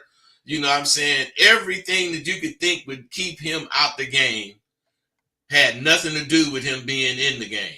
Yeah. The only thing that had to do with him being in the game was where his mind was. Because them burns ain't going nowhere. And he ain't going to be able to hide them. So he got to have a conversation that's past all that shit. Mm-hmm. And he did. You know, and that's all these guys got to understand. If you fucking want to doggone get this game, you got to go out and try shit. You can't be a person that think of shit and then call in here and ask, what do we think about it? Take your ass out and try the shit, and it's going to get you gamed up on what you're doing. Yeah, does that make sense, big dog? But remember, when you like yourself, you allow people to take advantage of you as well. Like you allow women to take advantage of you. You know, woman, hey baby, let's just take a walk. Like, okay, let me give you an example. Bud, watch this. Bud would be like, hey, I can't speak. Like, Bud would be like, let's just walk. Let's just take a walk and just walk. Fuck, just gonna walk and chill. And she'll be like, no, you got to feed me. You know what Bug gonna be doing? Bug will keep walking. Hey, by myself. So, he already walking with his shadow. So Hey, cause see, when that guy that was tripping on rejection, he'd be tripping that the broad said no, she don't want to do it. But I'd be tripping. I feel like I won because I said let's go take a walk, and she said no, and I kept going. You keep walking. I took my walk like I wanted to. Shit, a bitch ain't rejecting me. Yeah, she rejected herself because she lost out on him. Right. Yeah. Hey, so and a lot of that is reversed too.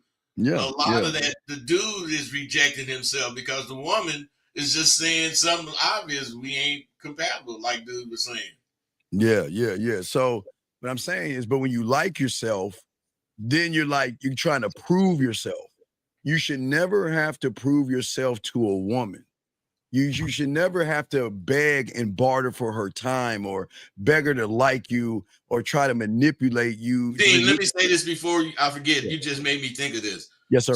See, when you like yourself, you want other people to like you. But when you love yourself, you don't give a fuck about nobody liking you or not. You love you. But when you like yourself, you want everybody to like you. That's why you let people use you and play you and run game on you because you're trying to be likable. I believe in being selfish and conceited.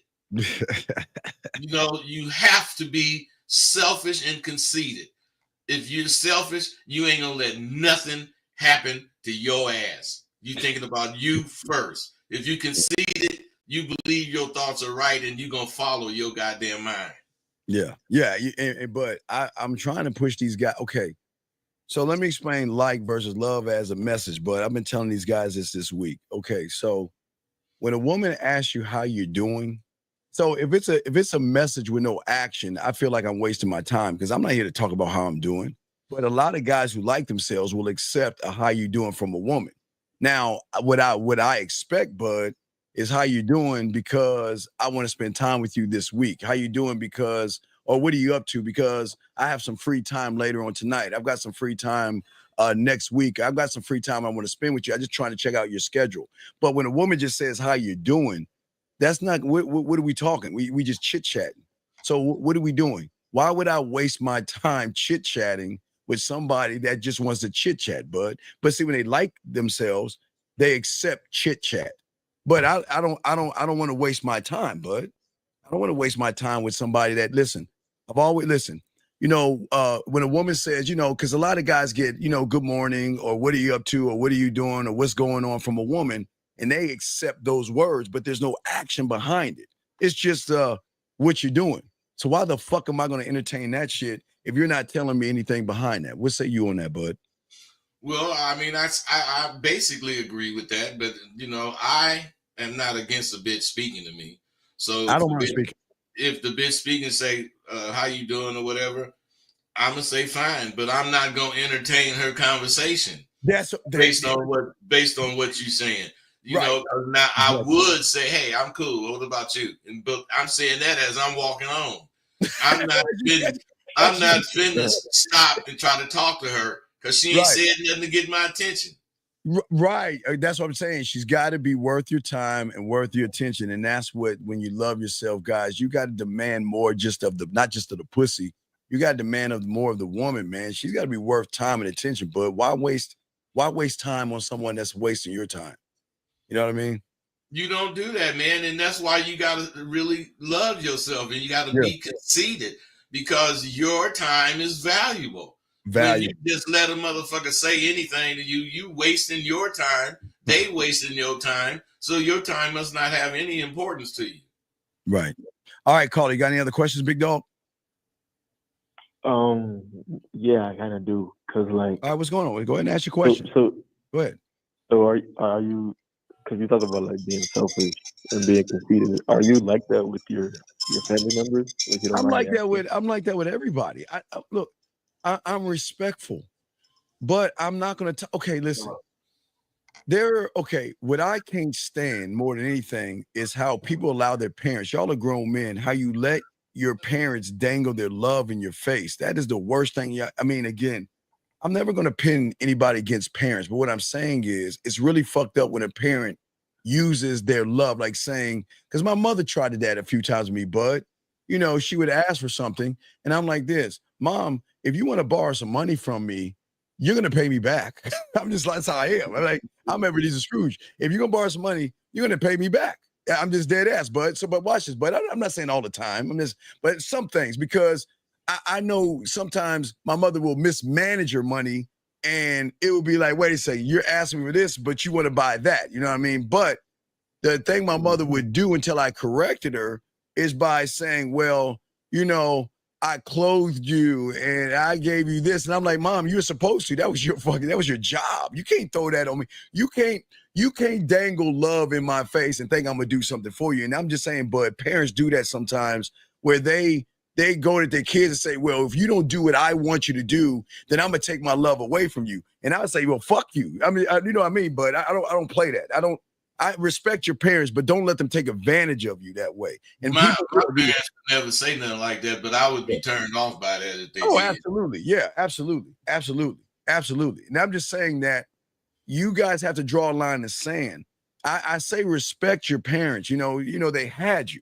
And I'm not even talking about parents. I'm saying that don't let anybody take advantage of you for their own benefit by trying to dangle something in front of you like pussy. Because that's what most of y'all guys did. Y'all problem is y'all allow these women to dangle pussy, right? Hey, bud, you remember those commercials with the donkey? And they had that stick with the carrot in front of him. In front of him. Yeah, and he's forever chasing that motherfucker and can't catch up. Yeah. Hey, man, the big thing that they should get out of this is that place a value on yourself. Place a value on what you do. Place a value on what you go for. Yes. You got to quit being this, anything goes person. And Dean, the bad news is that women don't dangle their pussy in front of them. What women do that all men know is they have a pussy. And because they have one, they may as well be having that carrot in front of their face. Oh, hey, man, they're going to do anything to get that goddamn pussy, man. hey, and the cold part about it, you don't even fuck good when you gotta let a bitch give you some pussy, man. If you don't get the pussy, you ain't gonna hit it right. All right, and caller, excuse me, second caller. Hold on a second. Hold on, bata dio matai boldaing da do to knock mana knock nakatita knock duck titok luna dio pa the balls in your matai paya tick tock me ba da. Doc, you dino pa, doc, you tico pa, doc? Humans.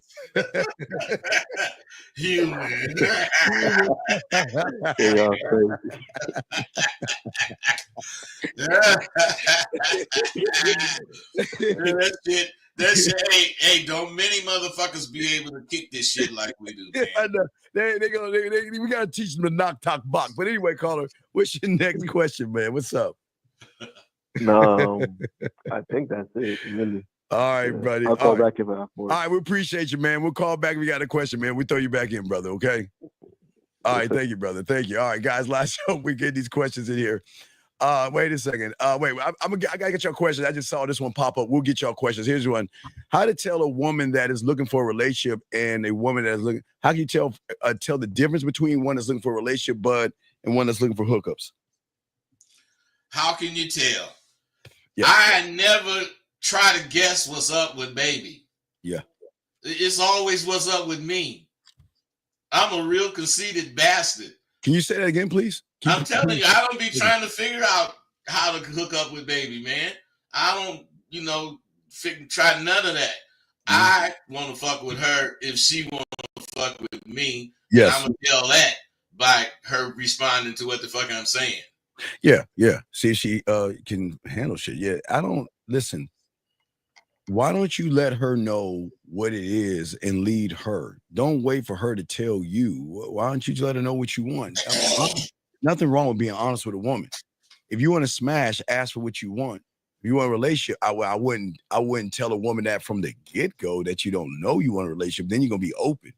It's like you playing poker with your cards facing the other direction. So you might want to think about that. But let's get this question right here. How to stop caring? Oh, wait, we already got that one. This one says, if a woman in a relationship is treating you good, cooking for you, and buying you things, should I return the favor like 50-50 of what she does, bud? No. What I'm saying is this. If you inclined to do something for me, out of whatever you feeling for me, fine. Yes, but don't expect me to reciprocate just because you did something for me. Yeah, no tip for tat. And what I'm saying is, I'm thinking anyway that you did whatever you did for the shit I've already done. Yeah. You know, I ain't gonna reward you for looking out for me if that's the case. You know, right.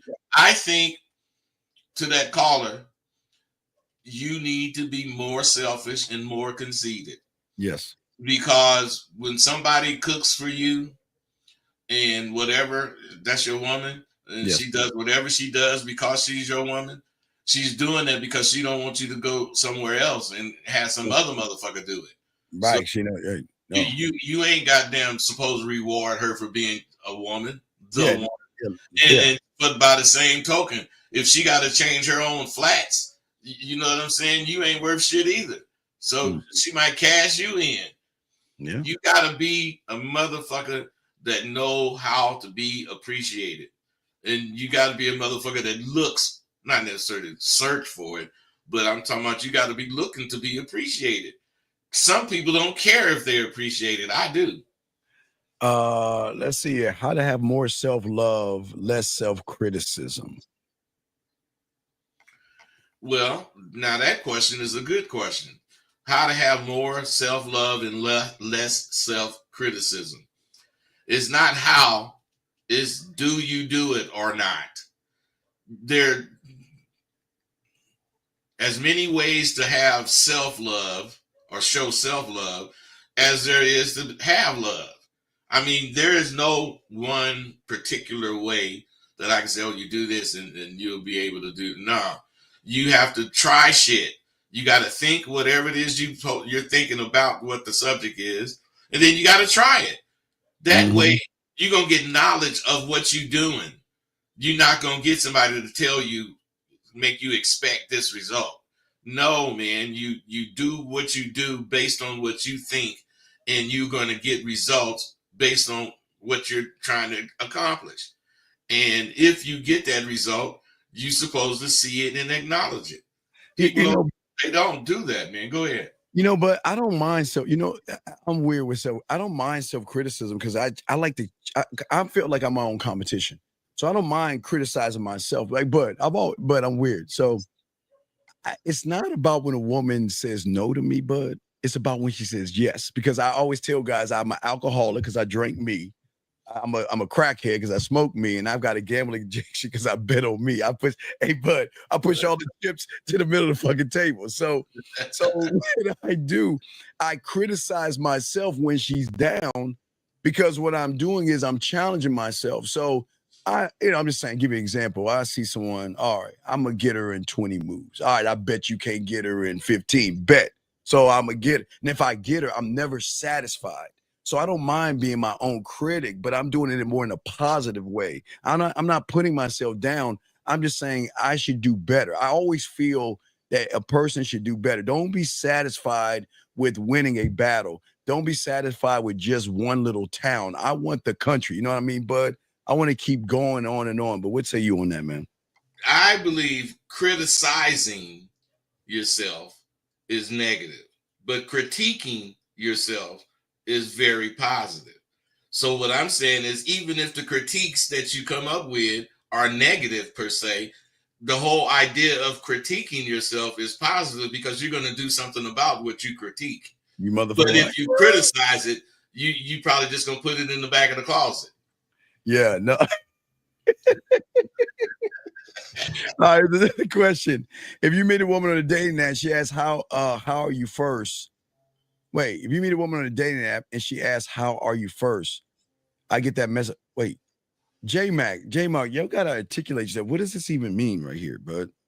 Where is it? I don't see it. Oh, I'm saying you don't see it above you? You don't see it above you? It's above you. You see it above you? It's a question above you. Look above you. You see it? I'm looking up. Oh, there it is. I got it. Yeah, what if you meet a person on a dating app and she asks, how are you first? I get that message a lot.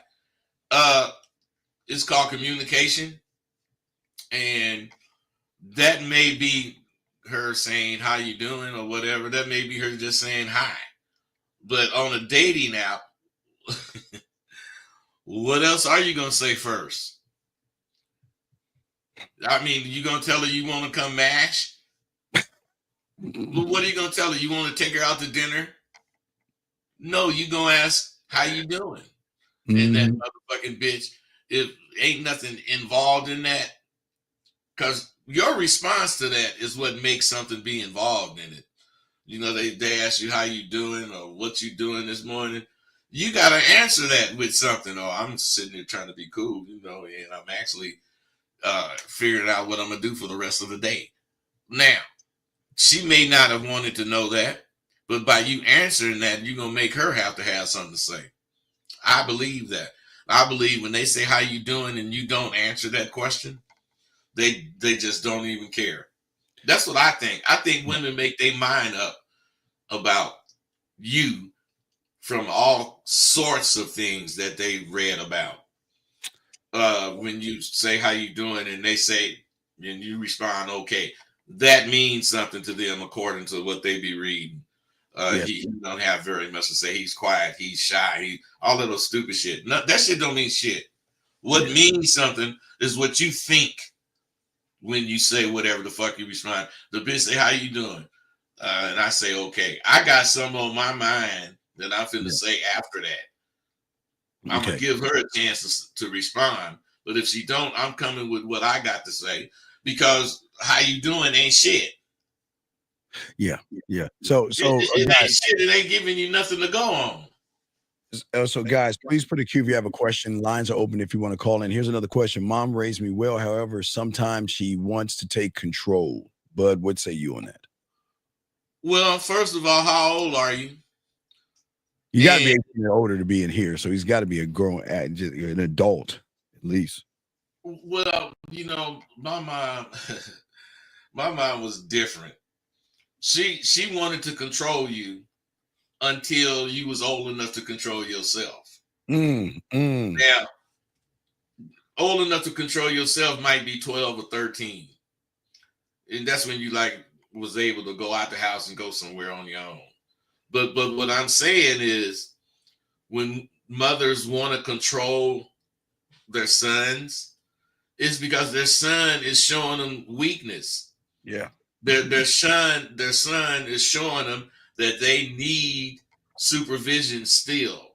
Yes. They ain't gonna let you go and you a risk. They ain't good parents at that point. So when they want to take over, you either stop it respectfully or you say something to kill it. That's how I feel. Absolutely. Well, let's move on to the next one. Guys, put a Q if you have a question. Lines are open.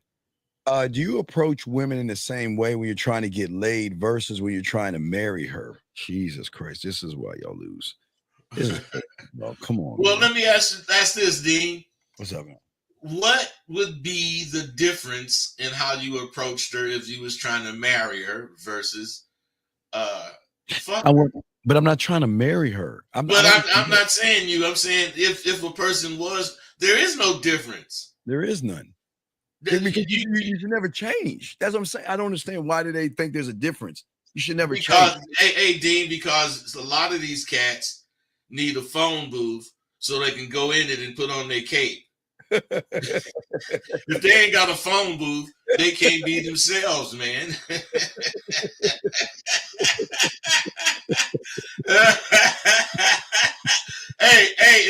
trying to marry this broad, I'm gonna be trying to fuck her first. Shit. So what I'm saying is, my conversation is gonna be the same because I'm not changing for the broad or for what I'm doing. That's the point. That's why I say one thought. Well, just the way, gentlemen, it's your thinking. Yeah. Y'all are putting too many things in front. Okay.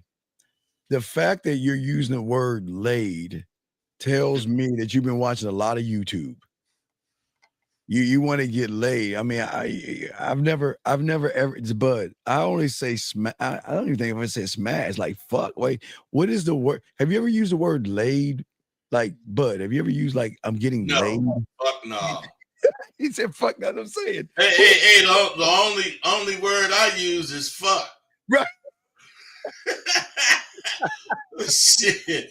Hey, I want to fuck, man. I'm ready to fuck me a bitch, man. Hey, let's go get laid. Let's go. Hey, let's go get. Hey, you know what going to get laid mean? What? I think you're gonna go pay a prostitute. When a motherfucker say they want to get laid, that's what they finna go do. Yeah, no, it's all good, big dog. No, man, it's all the thing. No, don't separate. Don't try to separate church and state on that, man. Don't try to separate it. This guy says dating Rosebud, that is. When a woman previously said that she wanted to have relations earlier, and now she says she doesn't want to, is that because I'm boring? And how do I go about that? So a woman hey, she wants to get laid, but then she chooses not to, Bud. So hey, listen, you guys.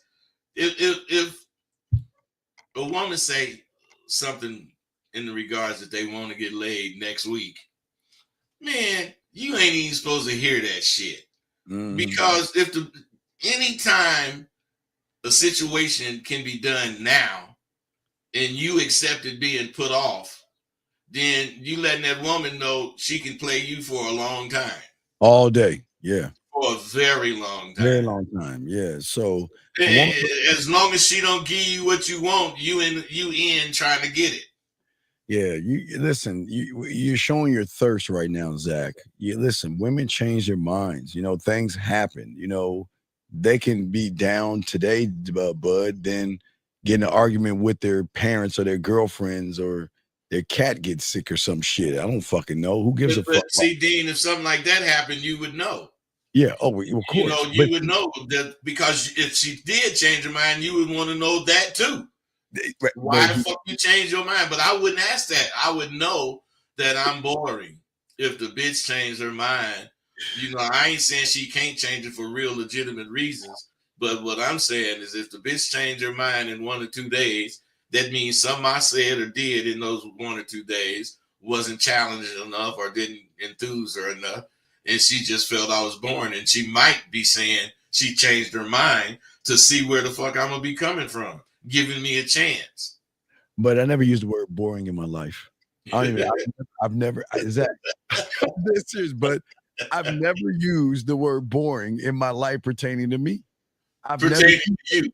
Yeah. Pertaining to me. I mean, I'm sure you haven't either, motherfucker. No, I haven't. Right. Right. How do you even think that talking about you? Hey, but when you one of those dudes that's like the frog sitting on a log, ain't doing nothing but croaking, you know, every once in a while. See, we ain't that dude, man. We said, I heard you croak. Hey, we ain't that dude, man. We of another breed. Yeah. Please don't ever use the word boring for yourself, dog. Don't put yourself down like that. That's a put down, dog. You should never say the word boring when it pertains to you. Please don't do that. He says that the game stem from your inner self-talk or who you are on the inside. Does the game change? Is that what it said? He's asking, does the game stem from your inner self-talk and who you are on the inside? The game stems from that initially, but the actual game comes from you doing that shit, finding out, whatever it is. And you guys got to understand, if there's nothing at stake, you ain't gonna get nothing out of it. You got to realize that the shit you think supposed to have something to do with your income. Not that you got to be thinking about money, but you got to be thinking about if me in my school, if I do this school, heck, I got to make some money to be whatever. You understand it? Got to be some income coming in from your thoughts. That's how you get gained up. You believe in yourself more when something comes from your thoughts. Yes. Okay, we got a call. Area code 623. What's your name, sir? And what's your question? Hi, my name's Omar. Wait, Omar. Omar. Wait, sir. Sir, we know your name is not Omar. So you need to stop playing around like you're not gonna. Okay, look, you understand you talking motherfuckers at a game. Your name is not Omar. So why are you wasting our time, dog? My name is Omar, sir. Your name is not Omar. What is your question? Why you say that, Steve? Because you can hear in his voice the motherfucking name. That motherfucker ain't no Omar, dog. This ain't The Wire and shit. Okay, what's your question, man? What is your question, sir? Steve, my question is, so I'm in a relationship right now, and Omar, how old are you? 27. Okay, so you're in a relationship with a woman and what, sir? What's up? She's telling me that I'm doing the bare minimum, and at first I thought about it. I did some reflection. I said, I'm. Oh wait, Omar, please 1 second. Baby girl, let me tell you something. This is locker room talking. I don't give a fuck what you think. You gotta understand something. You can call me rude as you want. You be fucking respectful. Get your bitch ass out this room. You ain't gonna come in here and tell me I'm rude and shit. See, the problem is you want me to cut this motherfucker's bread like a goddamn woman and shit and coddle the motherfucker. We trying to man these motherfuckers up. So if you think I'm rude, fuck you. Okay, I'm sorry. Back to you, fake Omar. So your woman is doing what now, sir? She's telling me that I'm doing the bare minimum, right? How long have you been with this woman for? A year and a half. A year and a half. Are you living with her right now? No, sir. Are you dating her right now? Yes, sir. So let me ask you a question. Who questions the king but the king? So if she doesn't like that, why don't you just dismiss her ass and move on to the next woman? Why do you have to explain yourself to a woman? If she feels Omar, wait. If she feels she's allowed to feel what she wants to feel, but I don't want to hear that fucking shit. Yes, sir. No, Bud, what say you? The woman's telling him she doesn't like something about him, and it seems like she's trying to change him. And he looked like to me, I would take that personal. And taking it personal, talking to the caller, I believe he's doing as little as he can. And I believe that because of the way he talked. He's fucking insecure. You can tell that he barely get out what he want to talk about because he's not sure. So I think you are doing the least amount you can do. Caller, tell me, am I wrong or right? I agree with the voice aspect. Like right now I'm unsure, and that's why I'm calling in. Okay, but I'm saying I believe you unsure during the relationship before you called in. Yes, sir. So otherwise, your voice is indicating you.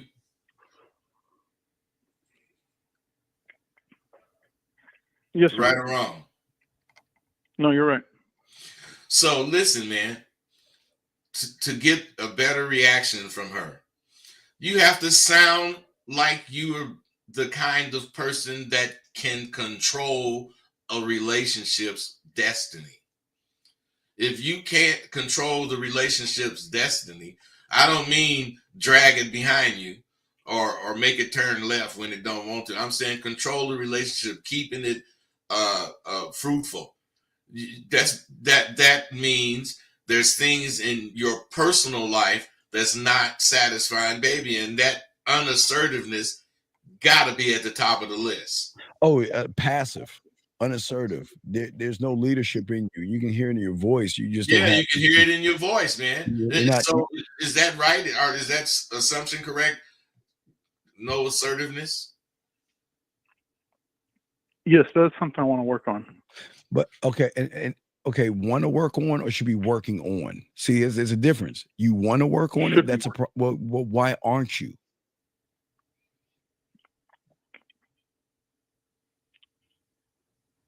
Okay, hello. I don't know. No, sir. Yes, sir. Okay, you're not 5 years old and you didn't spill your milk. It's a simple question. You say this is something I should work on. Mhm. Why aren't you working on it? I don't know where to start. Okay, caller. Come on, caller. Caller. Caller, you do know where to start because you called here. So what I'm saying is this is not where you start, but you made your decision to call here to ask about it. That's a start. But what you really need to do is check your history with baby and be honest. And if you can see that you're not assertive, what you have to do is start asserting yourself in every instance, even the little bitty thing. Do you want peanut butter and jelly? Yeah, I want some jelly. And she said, I'm gonna put some grape jelly. Oh no, I want some jam. You know, you gotta be serious about what the fuck you want. And you gotta stop going for everything baby wants. Because you do that too, don't you? Yeah, but the problem is, buddy, he doesn't love himself. That's the problem. He's a pushover. Of course, that's the bottom.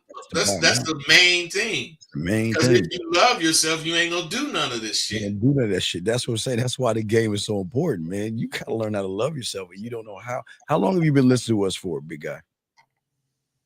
Right now, I got my pathway in beginning of October. Okay, but then here's the question, buddy. Why are you not getting the right coaching on the back end? You're asking a calculus question and you don't know how to count from 1 to 10. It's not a one. Bud is writing everything he's saying. I'm writing what I'm saying.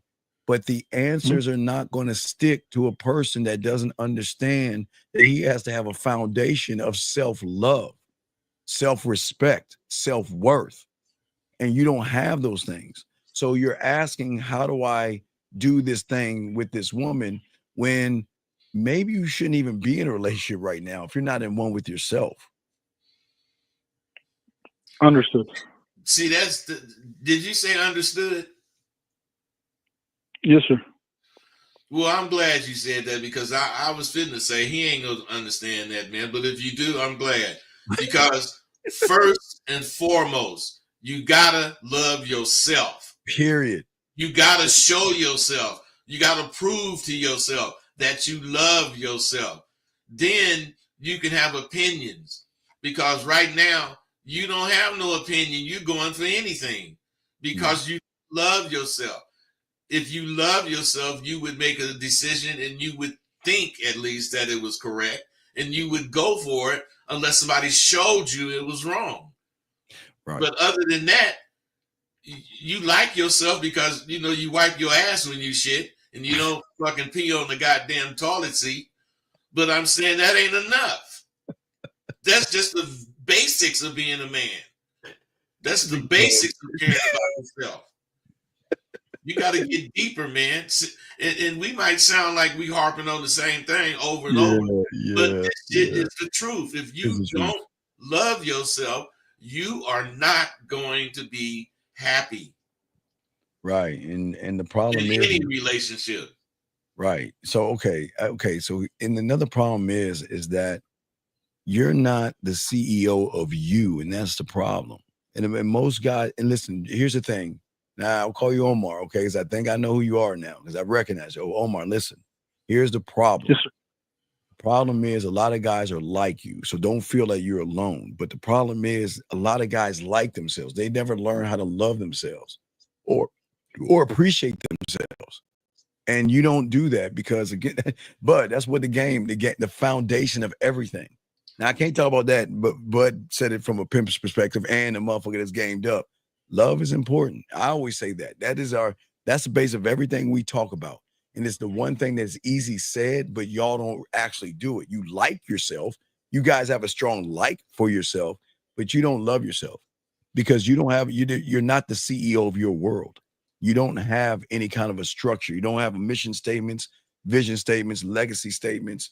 You don't have any kind of principles or standards or laws and rules and codes that you live by for you. No, it's got to be you first.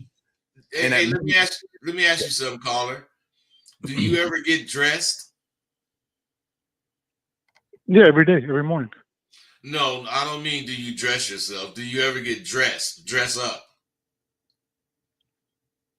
You're talking about like a suit and tie? Let's say you're going on a date or you're going on to dinner or whatever. Do you put on clothes other than your everyday clothes? Oh, of course, yeah. For my day job, I'll wear, even if I'm going out for dinner, I'll dress up. Well, I didn't think you was gonna say that, but if you do, that's a good thing.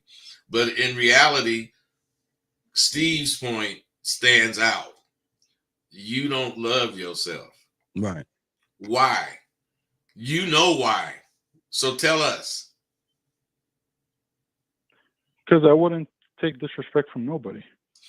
No, I'm saying there's a reason you don't think you qualify to be loved, even by yourself. So what is the reason?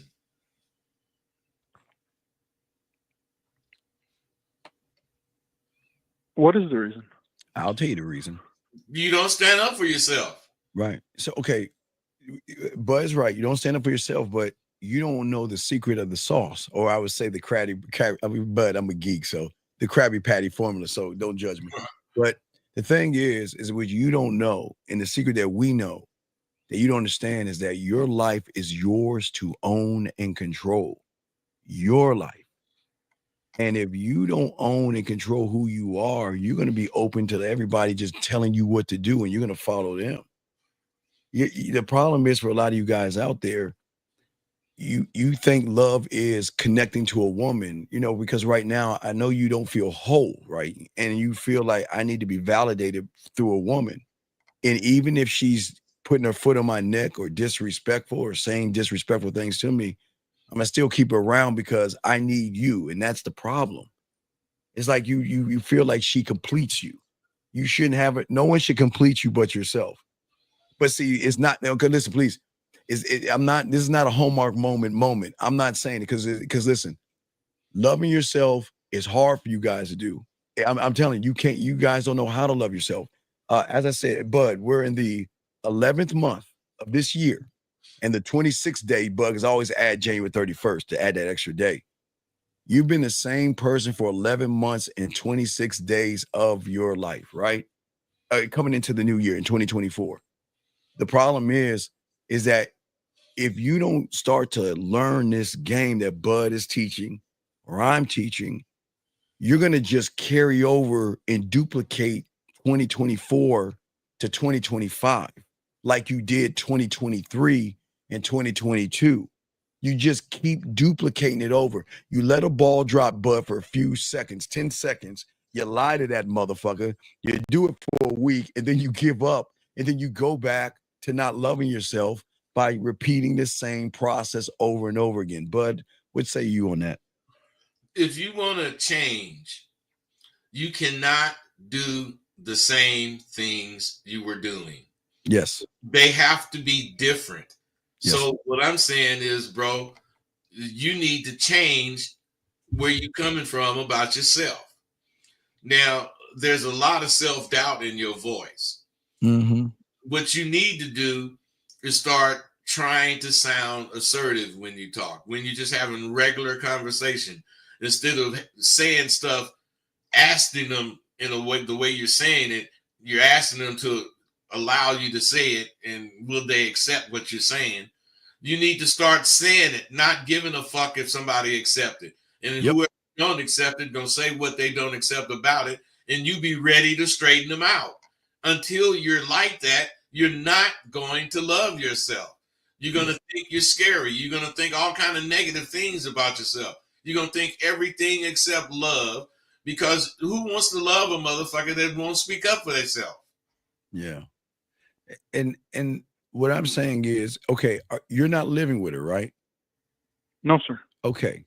And then, okay, a woman is allowed to have an opinion, okay? Because it's not, because Bud and I not teach you dictatorship.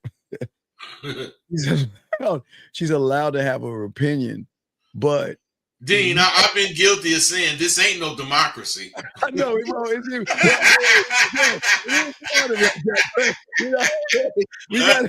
We gotta bring them off the tree first. We gotta get them off the ledge, dog.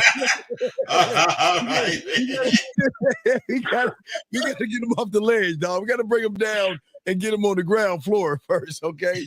Then when he get up, he can continue to give me the dictatorship and shit. But what I'm saying, dog, is that she's dictating you. She's not being respectful. This is why I say fall into respect, dog. I want you to love yourself. Fall into respect and demand respect. If she doesn't like what she doesn't like, is she raising her voice or yelling at you? No, sir. So Absolutely not. Is she but she's talking down to you, yes? Yeah, because I noticed she like pulled back. So I said, pull hey, back, what's going on? Pull back, wait, pull back on what?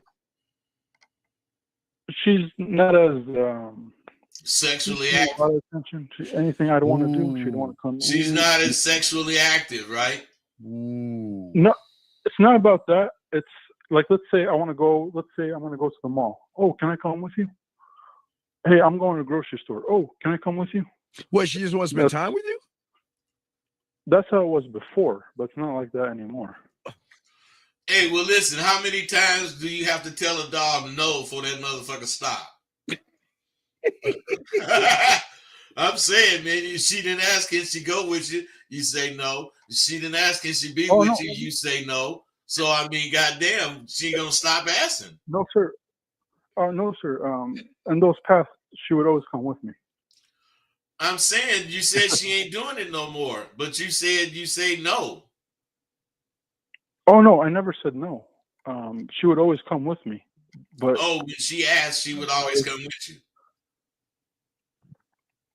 Right. She would always ask to come with me. And I would tell her yes. Oh, I thought you said you tell her no. Okay. You tell her yes. Well, shit, man. So what's changed? She's not doing it anymore.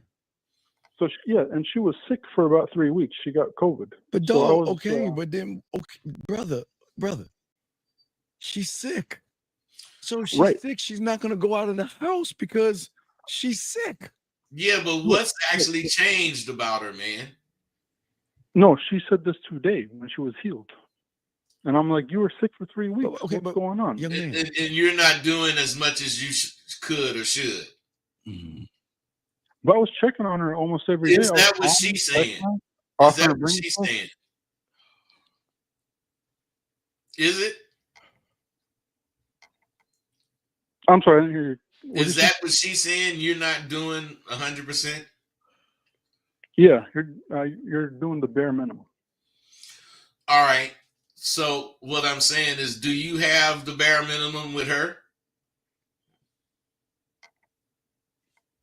Well, I believe I am doing it because. Hey, I didn't say you are about you. I'm asking you about her. Do you have the bare minimum with her? She says she got the bare minimum with you. Do you have the bare minimum with her? Right now, no. The reason you can't actually answer that is because you never thought of it. Never thought of that, yeah. Right or wrong?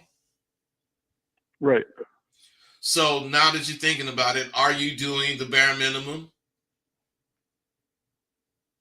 Yes, I am. When she was sick, what did you do? I texted her. I offered her, hey, do you need me to bring anything? I Uber Eats or something. Hey, look, man, is that your doggone woman or not? Is that my what? Your woman. Your woman or not? Yes.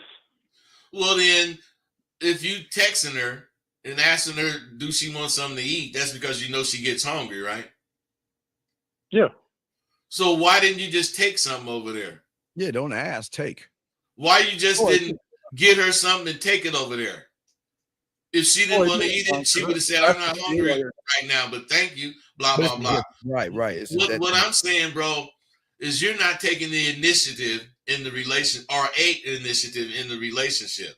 Yeah. You know what, Bud? I always say the most important thing a woman's going to recognize is when things are not going good. Y'all looking at it the wrong way. When she was sick, like Bud's saying, you shouldn't ask if you want anything. You should know her well enough to know, okay, she's not feeling well, so maybe I get some chicken noodle soup, go to Panera Bread, or let me do something. And look, It's not the fact if she eats it or not. It's the thought. It's the key thing. It's the Is the thought. thought behind the action. It doesn't matter. Goddamn right. Yeah, it doesn't matter if you bought you know, or you sneeze or whatever. First thought is, okay, you know what? I'm gonna get some go get some pho with some chicken noodles or something, and I'm just gonna bring it over there.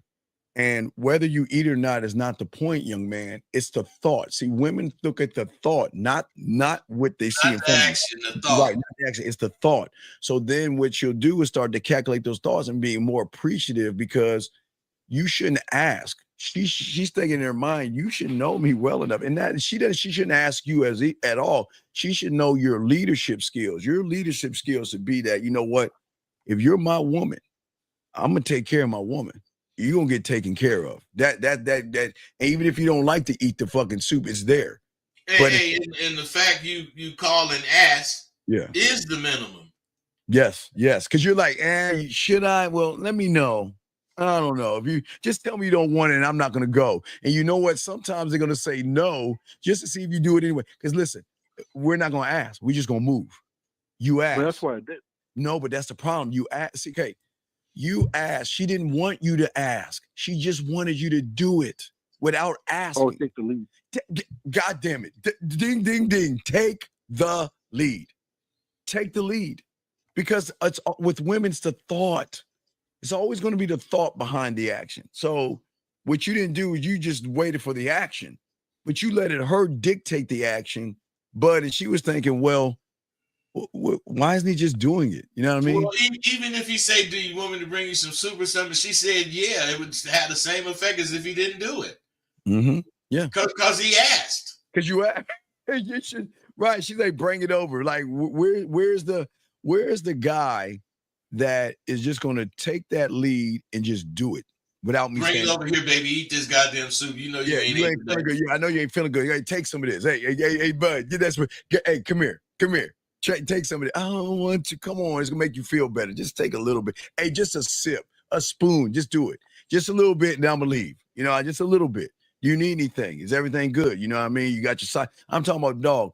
When you go over there, you got to check on your woman. If it's your woman, check on her. Like, if she ain't feeling good, you got socks on. You can't be walking around here barefooted. You got. It's not like you're being her parent or something like that.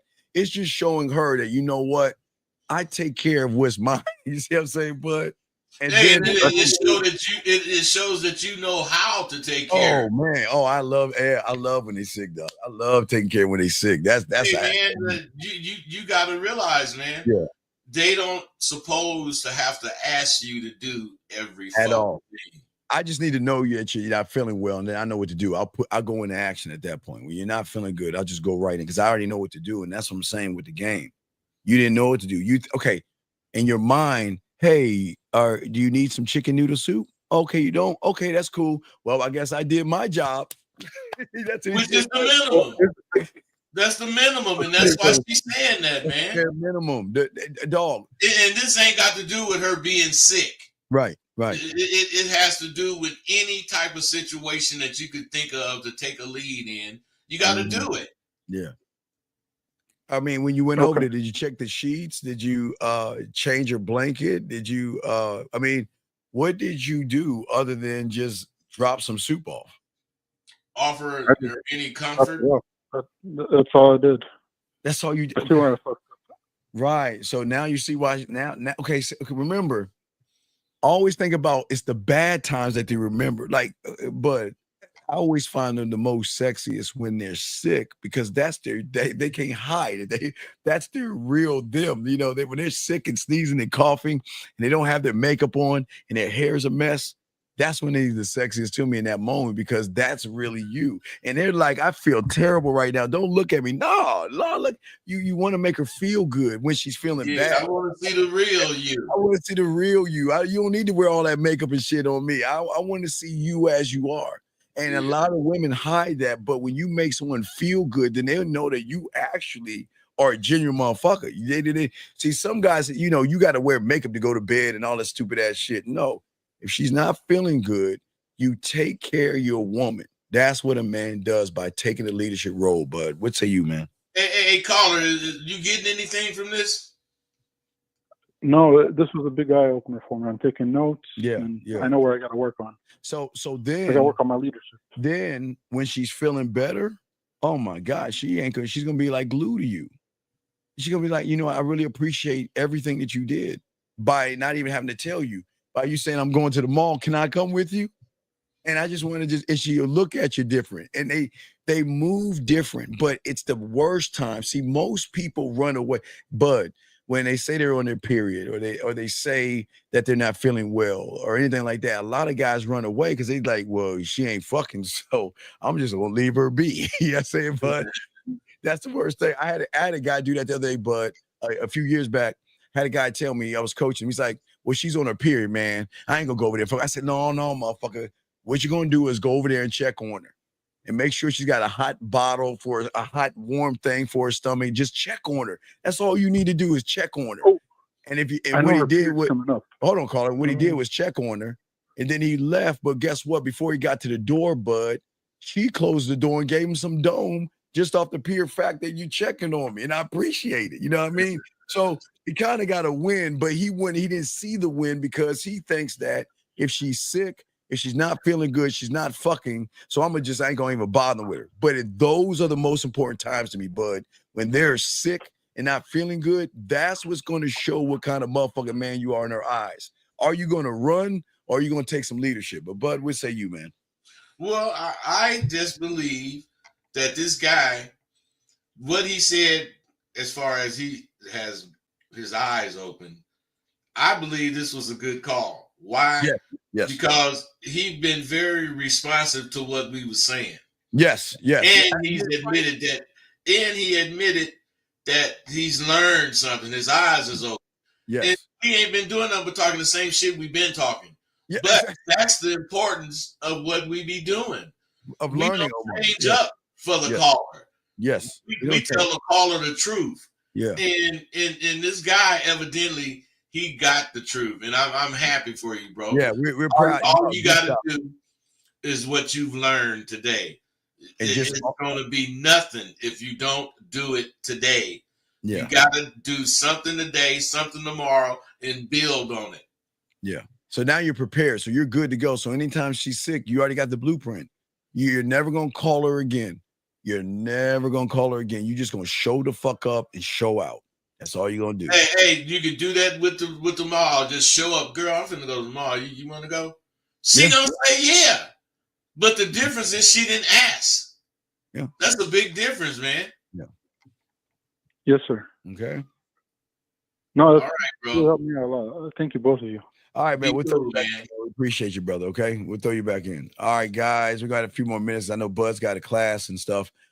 So let's get to a few more questions before we wrap this joint up. Let's see here. This question right here. How should I go about wait. I'm not talking about that mom shit. Hold on, let's see here. What is this one? Looking back at your career, what is the most significant lesson you learned from the major setback? How did you experience to shape your approach to challenges going forward? See, Bud, you know why I hate answering these questions? Because answering these questions to me is saying you're going to follow my pathway of how I did it. And I want him to think for himself. If Bud and I give you this answer, this is how I feel, Bud. If we give this young man the answer, it's not going to help you because your level of thought is not on the level of our thought. So you're taking high level thoughts and you're trying to bring it to a person that has low, who doesn't even fucking believe in himself. And that's why it doesn't work. It's not going to stick, Bud. But well, I mean, looking back, know, the only thing significant that I can recall that I goddamn got from losing is believing in myself. I just completely turned around when I was a younger dude because I did not man, I had the pimples all over my forehead. You know, I had short hair. You know what I'm saying? And I didn't have nothing to make me cool. You know, so I had to fucking come up with shit, man. And the biggest thing I got was that it doesn't really rely on how sharp you are or how cute you are or how your clothes is the hippest and around for the time. It all matters on you. Your confidence. Even in track, when you're running 100-yard dash, if you don't believe in yourself, you ain't winning. Yes. You got to really believe in yourself for anything to really happen of any, pertinence. You want what you think to be you. We're gonna be rounding out. So last round of questions, lines will be open for you guys. But here's the thing, Zach. Zach said, should I try again with her, Rosebud and Unk? Because I just told her goodbye after she said that. Why would you get rid of? I don't understand you motherfuckers. Why would you get rid of a woman that has a higher priority than you? So this is the guy, you got rid of her because what? She changed her mind and had something else to do? Man, come on, man. I gotta grow the fuck up, dog. So, Bud, so she ain't giving him no pussy and he want to let her go because she changed her mind. And he told her, look, dude, if you want to let her go, that means you're going to catch another broad, which should tell you one broad is too close to no broads. That's why you got to have 2, 3, or 4. When one say no, you call somebody else. You ain't mad at the bitch. Baby, you got a life, and you just call somebody else. If you handle it like that, you're going to have the somebody else and the one you missed together. You're going to have them forever. But I always say, when she says no, go find the one that will. Because if you have a few more, trust me, they going to wait for you. Because, again, they're waiting for you to make that call. They waiting for the call up, Bud. And they can't help but wait because you can't be but with one of them at a time. So if you got 4 bras, the bitch going to wait at least 4 nights before she sees you. Hey, I'm telling you, man. You guys do not put yourselves first. Put yourself first at 1,001,585. Put yourself first, second, third, fourth, fifth, man. Come on, man. Do that shit. If you do that, you will find your confidence rises. Yes, absolutely. Because you have more belief in yourself. Yes. You guys don't believe in yourself because you don't put yourself up to test for nothing. You cave into everything. Everything that comes up, they cave. Yeah. Real quick, I want to tell you, wait, Matt 94, we appreciate what you're saying. You're saying y'all are saving us as young men out here. Men, shout out to both of you. But listen, we're not saving you. We're showing you how to learn how to save yourself. That's the difference between us and content creators. We're trying to show you that you have everything in you. You just got to learn the game. You got to have a mentor. You've got to get to sidewalk. What is it? Sidewalk you? You all get to University, you got to get to these places because what you're hearing is surface. This is only the beginning. What is it? What did you say, Bud? A crumb on a needle? What this is believe me, it's the tip of a needle what you're getting right now. But what you can learn about yourself that we don't share is much deeper. But we appreciate what you're saying, 94. We definitely appreciate what you're saying. But I'm just saying, my brother. I'm not disagreeing with you, but I agree with what he's saying. We are saving these dudes.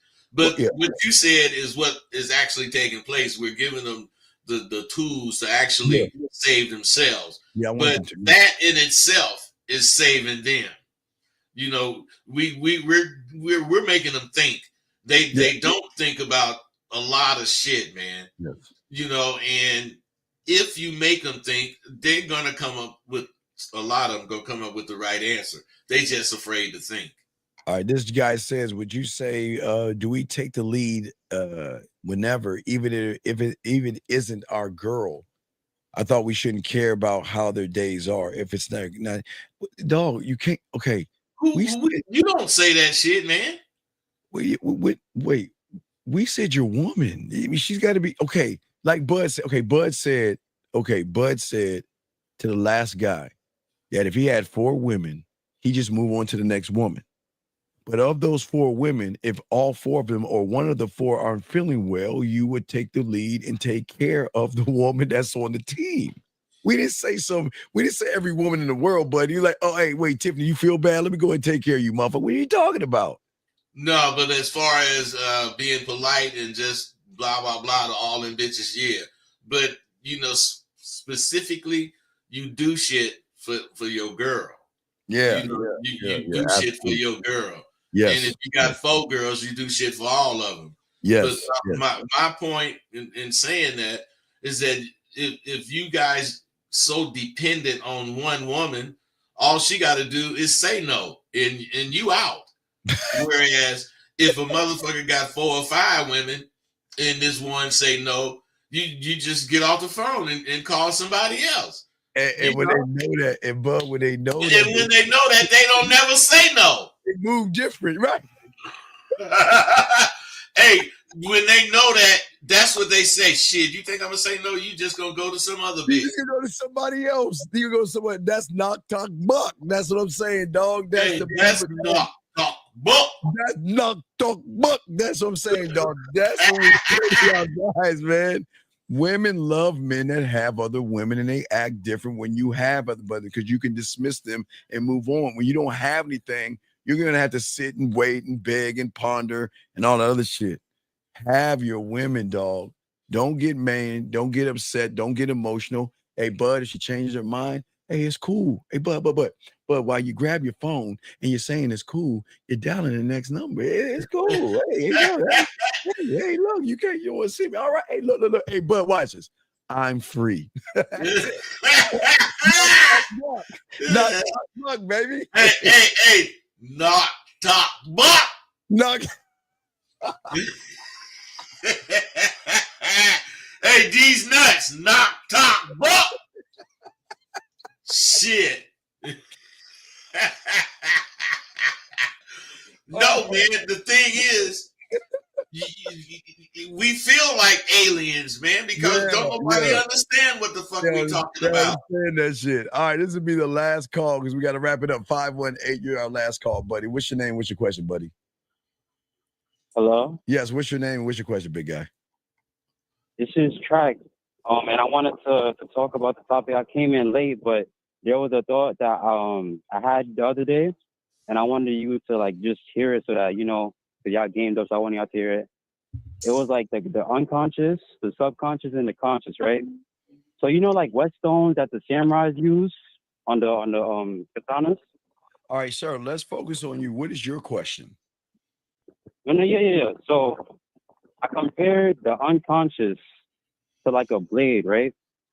And your subconscious is like the whetstone, and your conscious is like the honing rod. The honing rod does not change the edge. The thing that I had a problem with was I thought the way I think would change the way I unconsciously act or subconsciously feel, right?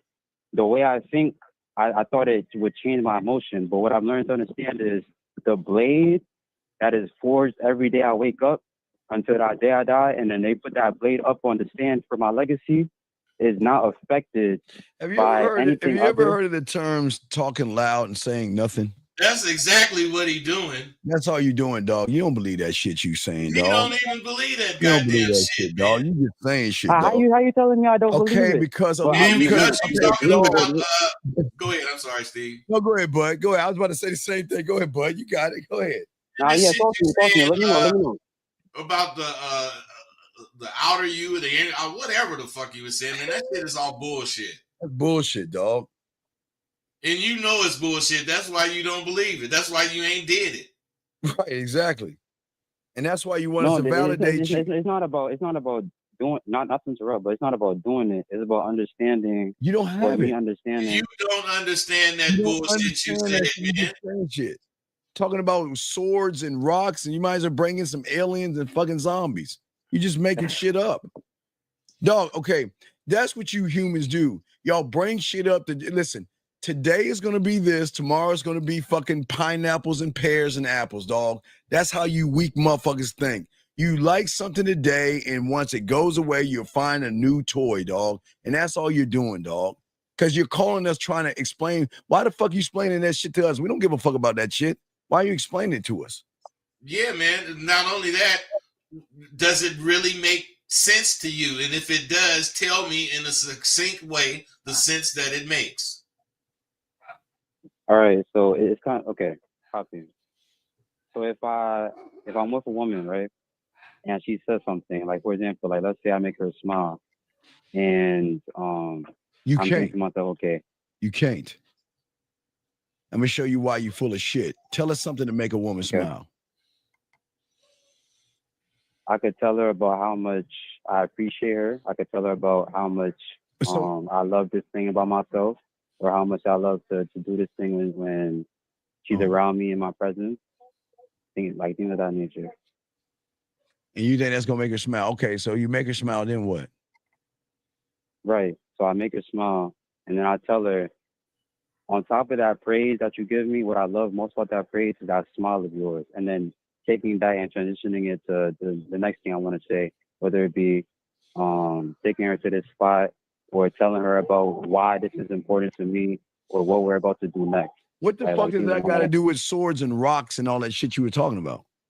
I was trying to, can I connect it? I Dog, mean, you're not I'm trying connected because you're a disconnected motherfucker. You can't connect shit with motherfuckers who are connected. That's the point. Okay, you're trying to say you think you're trying to teach us something here? What the fuck are you? No, Mama, no, don't. I apologize because that is disrespectful. I'm not trying to teach y'all nothing.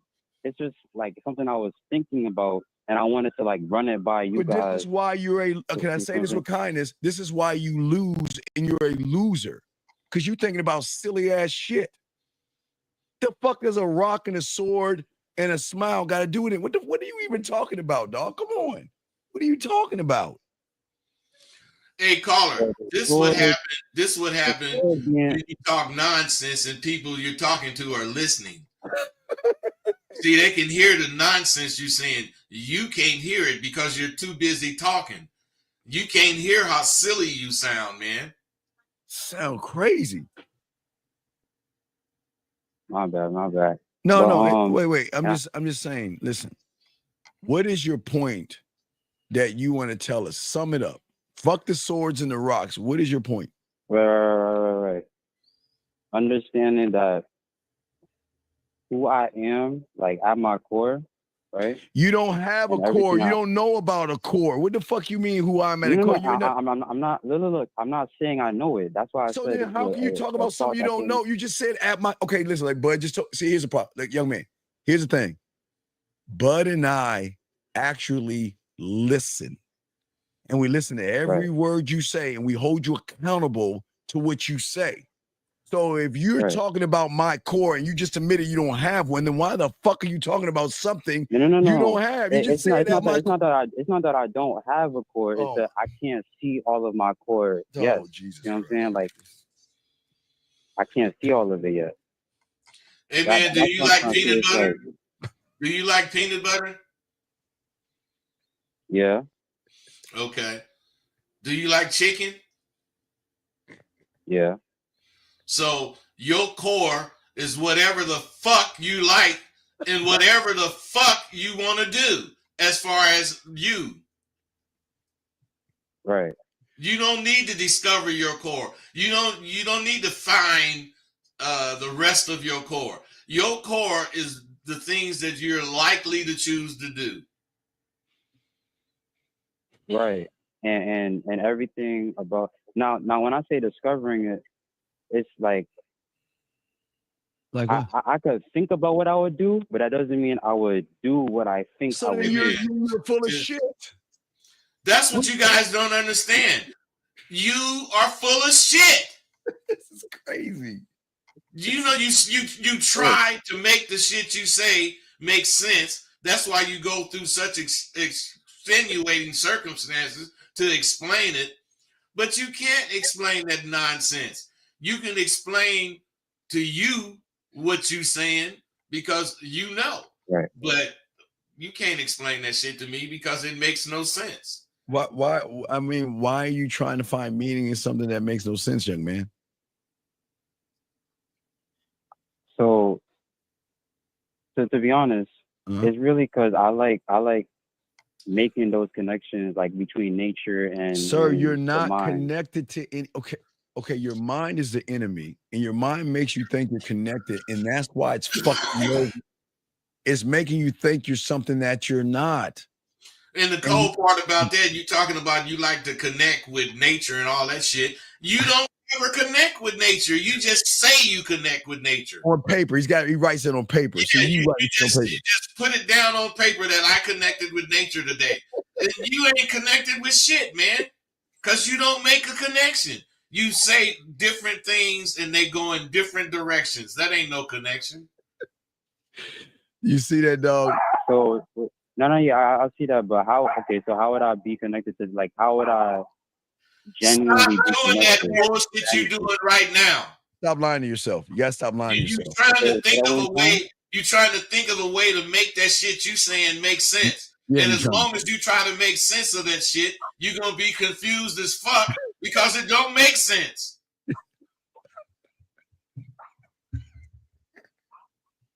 Shit went over. That went over his head. No. And look, this is great because you know what I'm saying. Like it teaches me to be more cutthroat, like more and more sharp. Right? You're not sharp. You're not sharp. Right. To be to be more and more sharp, you have to be sharp already. Thank you. And you're not sharp. You're dull. Dull blade. And if you ever talk to any woman about this stuff, it's gonna completely turn them off because it's just gonna show them how you're directionless. You don't have any directions. You don't have any confidence in going or even choosing a direction. But I know what he's doing. He's using that silly shit you saying. You trying to bag women with that bullshit. That you what you he is, man. Use that shit. He explains this. He says this kind of shit to women, Dean. Yeah, you're like a shaman. You're like, yes, girl, you know the astrology and the stars and the night and everything. No, and as I take don't my talk about sword and spread your butt cheeks I'm not open. saying, look. Come on, this is what I think. Wait, dog. Wait, young man. If you talking to us that way, you goddamn well know you're talking to fucking woman that way. Come the fuck on. I can't talk to a woman like this. I can't tell a woman about then why the fuck you talking to us? and all that shit. Then why are you talking Wait. Why can't you tell a woman about that shit? Look, because I know how much y'all know, right? And I'm still like you said, like I'm a mess. What that have to do with women? What that have to do with women? I ask you why you don't talk to women about this shit. I don't talk to women about this shit because it's something that I have to show them. Like I have to show them, okay, this is how I move, this is how I feel, this is how I. Hey, but dude, you're saying innocuous goddamn statements. Well, how do you move? You ain't said shit about how you move. You ain't made any indication it has to do with how you move. So, like, should I tell you how I move? Listen, man, the thing is, you take for granted some bitch you talking to know how you move. And the reason you take that for granted is because you ain't got shit to show her. So she know that. And as I put upon the sword upon you and I look at the rock. That's what he gonna say. He's gonna start telling you about this sword he forged and then he put it up against some other sword and both of the swords broke. Hey, man, what we trying to tell you is that the shit you think and the shit you talking about is not important to anybody but you. Right. And it's only important to you because you're the only one that know how much bullshit you talk. Maybe he doesn't even realize he don't realize it, but he know it's bullshit. Now I fucking see it, but well, you ever seen Lawrence Fishburne? You see Deep Under? Have you seen Deep Undercover? The movie with the cop. The cop played the gangster, and he was so deep undercover he thought he was actually a gangster. That's you, dog. You actually like you're charming or some shit, dog. Come on, dog. You like yes, and I can feel the essence of your inner glow, and I appreciate you for appreciating yourself. And the aura that's all around. that shit. Hey, and I created this sword so it can slice your aura into pieces that I can use. The power within. So allow me to look at so baby, allow me to look at your butthole. Spread your cheeks and let me see you. No. Chill, Steve. You crazy. Chill. But there is one thing I wanted to, Hey, the cold part there's a about it, new, when she split her cheeks, this motherfucker gonna examine her butthole. so like, it's shaped like a star, and the stars in the sky resemble the star I see within the teeth. See, listen at this motherfucker. He don't give a fuck what we saying. Nah, no. I hear Dude, you. you don't care what we saying. You still saying that shit. No. You I'm still just coming up with that shit to say. And if you ain't change your goddamn voice. You know what I'm saying? Do what? Say that again. Dude, change your voice, man, because it sounds like you still trying to sell that bullshit. He trying to seduce us or some shit. No,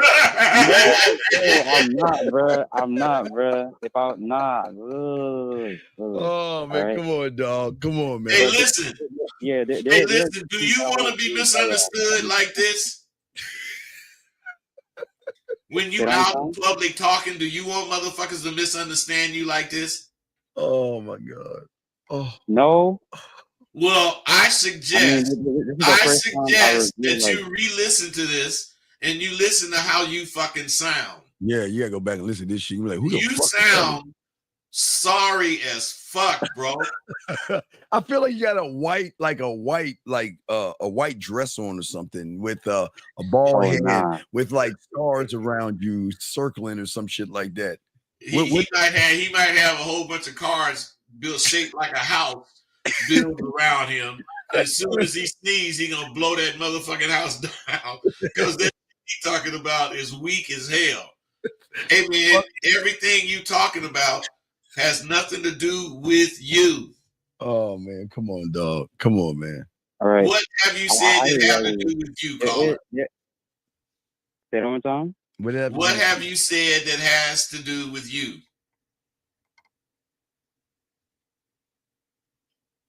Nothing. What the That's fuck? right. Hey, see, so what I'm saying is he admitted that. So do that show you that you have been talking all this time and has said nothing? Right. There is one more thing I wanted to run by y'all. But it's gonna be nothing. If I was to, all right, bro, it's gonna be nothing. Let's hear the nothing. What is your question or your nothing statement? All right. So I was thinking about this move, right? So as I'm walking up to a woman and about to shake her hand, you know, like you shake her hand, you put one hand over hers, you rub her knuckle, and then as I spin her around and bring her back to the other hand. Wait, sir. Is this a TV show or some shit? You're telling me you're gonna walk up to a strange woman, grab her hand, rub her knuckles, and spin her around? Wait. Where's the chloroform and the duct tape? I hope this has like zombie. What are we talking about? Wait, no. Yo, Steve, dog. Steve, you're telling me that you walk up to women, rub their knuckles, and then spin them around? Dog, come on, man. As I'm introducing myself, like, hey, I'm da-da-da, and then be like, you mean, like, you know? No, I don't know. What? You know what? All right. Let me walk you through it then. Oh, so wait, how old are you? How old are you? I'm young. I'm 18. I'm young. Little man, you can't be doing that shit, dog. Don't spin no women around. I hear you, but look, I'm here for it. You see how I didn't, you know what I'm saying? I'm here for it though. You're here for what? You rubbing her knuckles? Why are you rubbing the bitch? Why are you rubbing her knuckles? Well, I can see touching the bitch. One rub of the tongue. That's all. Like one top of my left hand over. Well, no, but look what he's saying, bud. It seemed like he like. Hey, D, you might be watching your hands. He wasn't listening to your voice make that noise. No. Hey, bud, this is what he did. He rubbing those knuckles. I want to smell your panties and you. Oh my God. I got duct tape. All right. Well, hey, bro, you gotta understand. How can I listen? Wait, nah. You gotta understand, bro. The shit you saying is making us think this shit about you, man. Yeah, man, you weird, dog. Ladies gonna run from you, dog. What dungeon? Where's the dungeon at and the chains and shit? No, it's not like that, Steve. Look, literally, I don't know if I'm definitely saying it wrong because I've done No, it you're like saying it countless right. No, times. you're saying it right because you think this shit is right. We're telling you it's wrong. And now I'm here to try to understand. Okay, why is it wrong? Like I won't be able to understand Okay, one phone call. caller, because all this shit you saying, you just trying to get some pussy, dog. I understand. You just trying to fuck. You sound It's like not about the a freak pussy, or Steve. a It's fiend. not about the pussy. It's just about creating different moments within different actions. That's all I'm trying to yes, do. I'm trying. Hey, bro. Do you think you can create these moments sitting in the chair in front of your computer? I'm outside. I didn't ask you that. I asked you, do you think you could create these moments sitting in front of the computer? Yeah, if I had like a notebook or something like that. So this is what's wrong with you, motherfucker. You cannot create this goddamn shit on the computer. You only can create it by going out and using it. You gotta use it. And that's why I'm confused why y'all think it's weird because I've done because just because you used it don't mean it gets our approval. You use some whack shit. And I hear that. I'm trying to understand. Okay, as because you guys have done it a million times more than me, right? We haven't done that shit. What? But that's what gives us the right to tell you that shit you saying is stupid, and it should give you the sense to take what we saying as truth. But you need it explained, and we can't explain it to you because some things cannot be explained. It's like trying to explain to a rock how it can turn into some water. Or tell them how the color green tastes or some shit like that. No, man, you gotta understand. You gotta accept that shit you talking about is whack. Come on, dog. I get it, dog. You probably watched a Don Marco movie or something, and you think you all suave and shit. Steve, you know, girl. I just want to let you know that your essence. Hey, caller, you're not listening. Caller, you're not listening.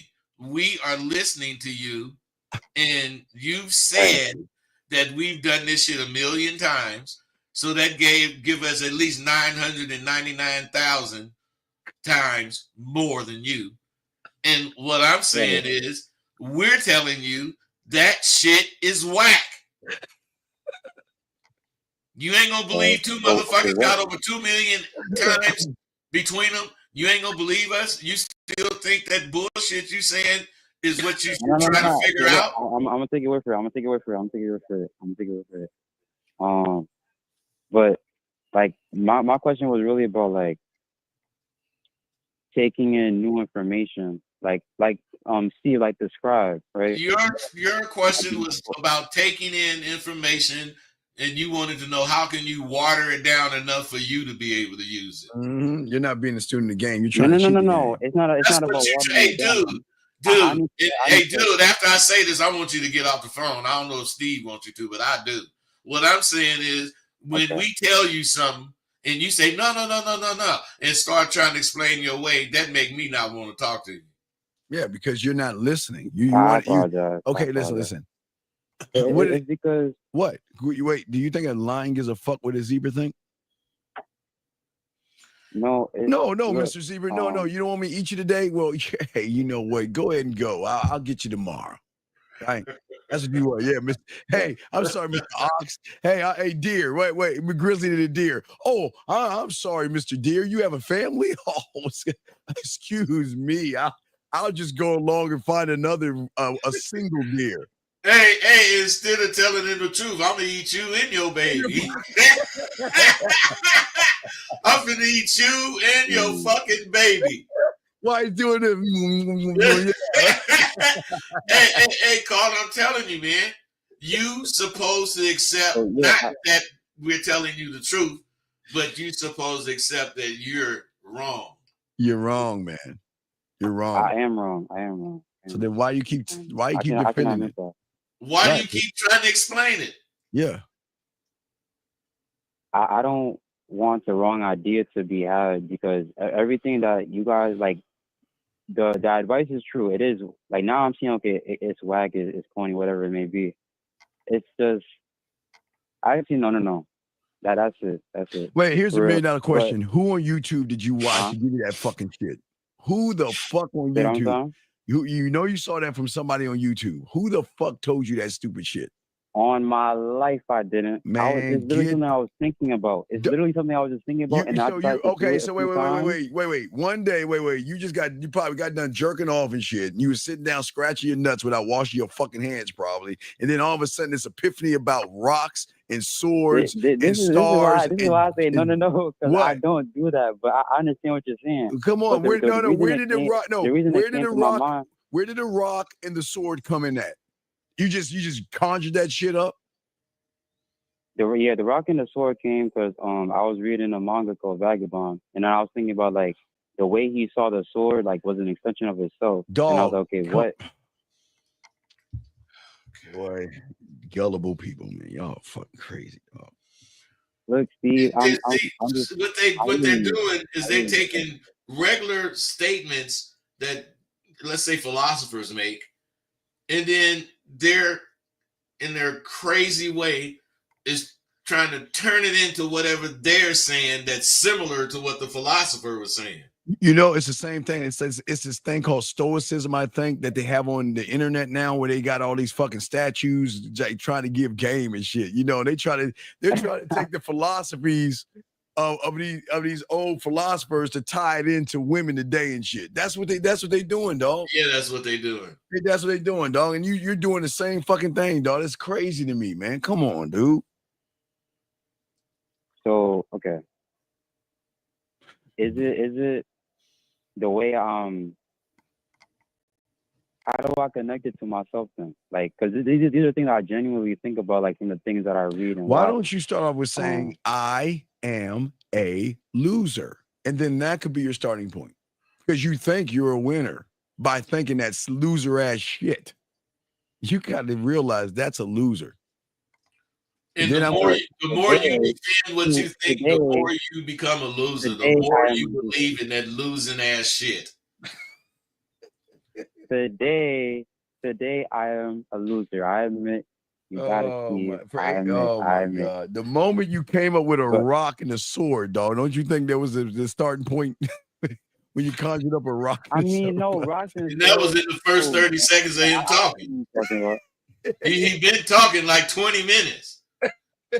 Saying the same motherfucking shit in different ways. You think we don't catch it? That's why he's laughing. You know, see, dog. Look, what? How you gonna win, dog? How you gonna win when you winning that losing, dog? How you gonna expect to win? I mean, I gotta keep having conversations like these, finding out what's sucker shit and what's corny shit. The Rock. Hey, but if you want to learn from these conversations, you have to accept verbally. You have to accept it. You have to say and explain what you accept about it, because you can easily say you accept some shit and be lying. Yeah, so I'm gonna go up to the woman and rub her knuckles and twirl her around, and with the rock, I'm gonna hit her in the back of her head. Hey, I'm twirling around like we're on the dance floor, and it ain't even no music. Let me tell you why I accept it. Let me tell you why I accept it.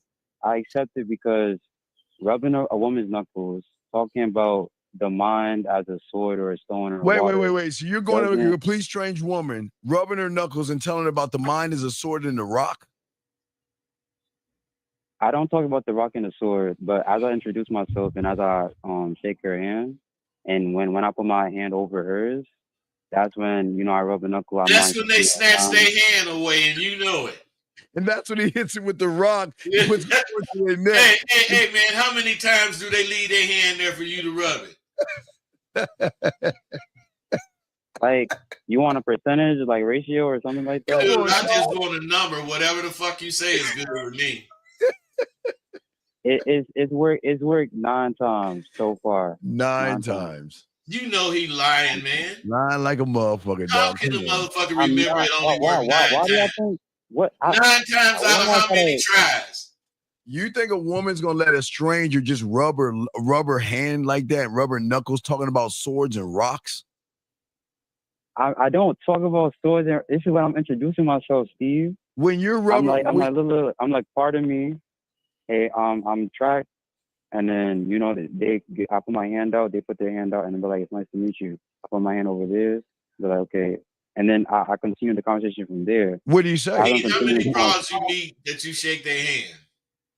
Like that? You know what I'm saying?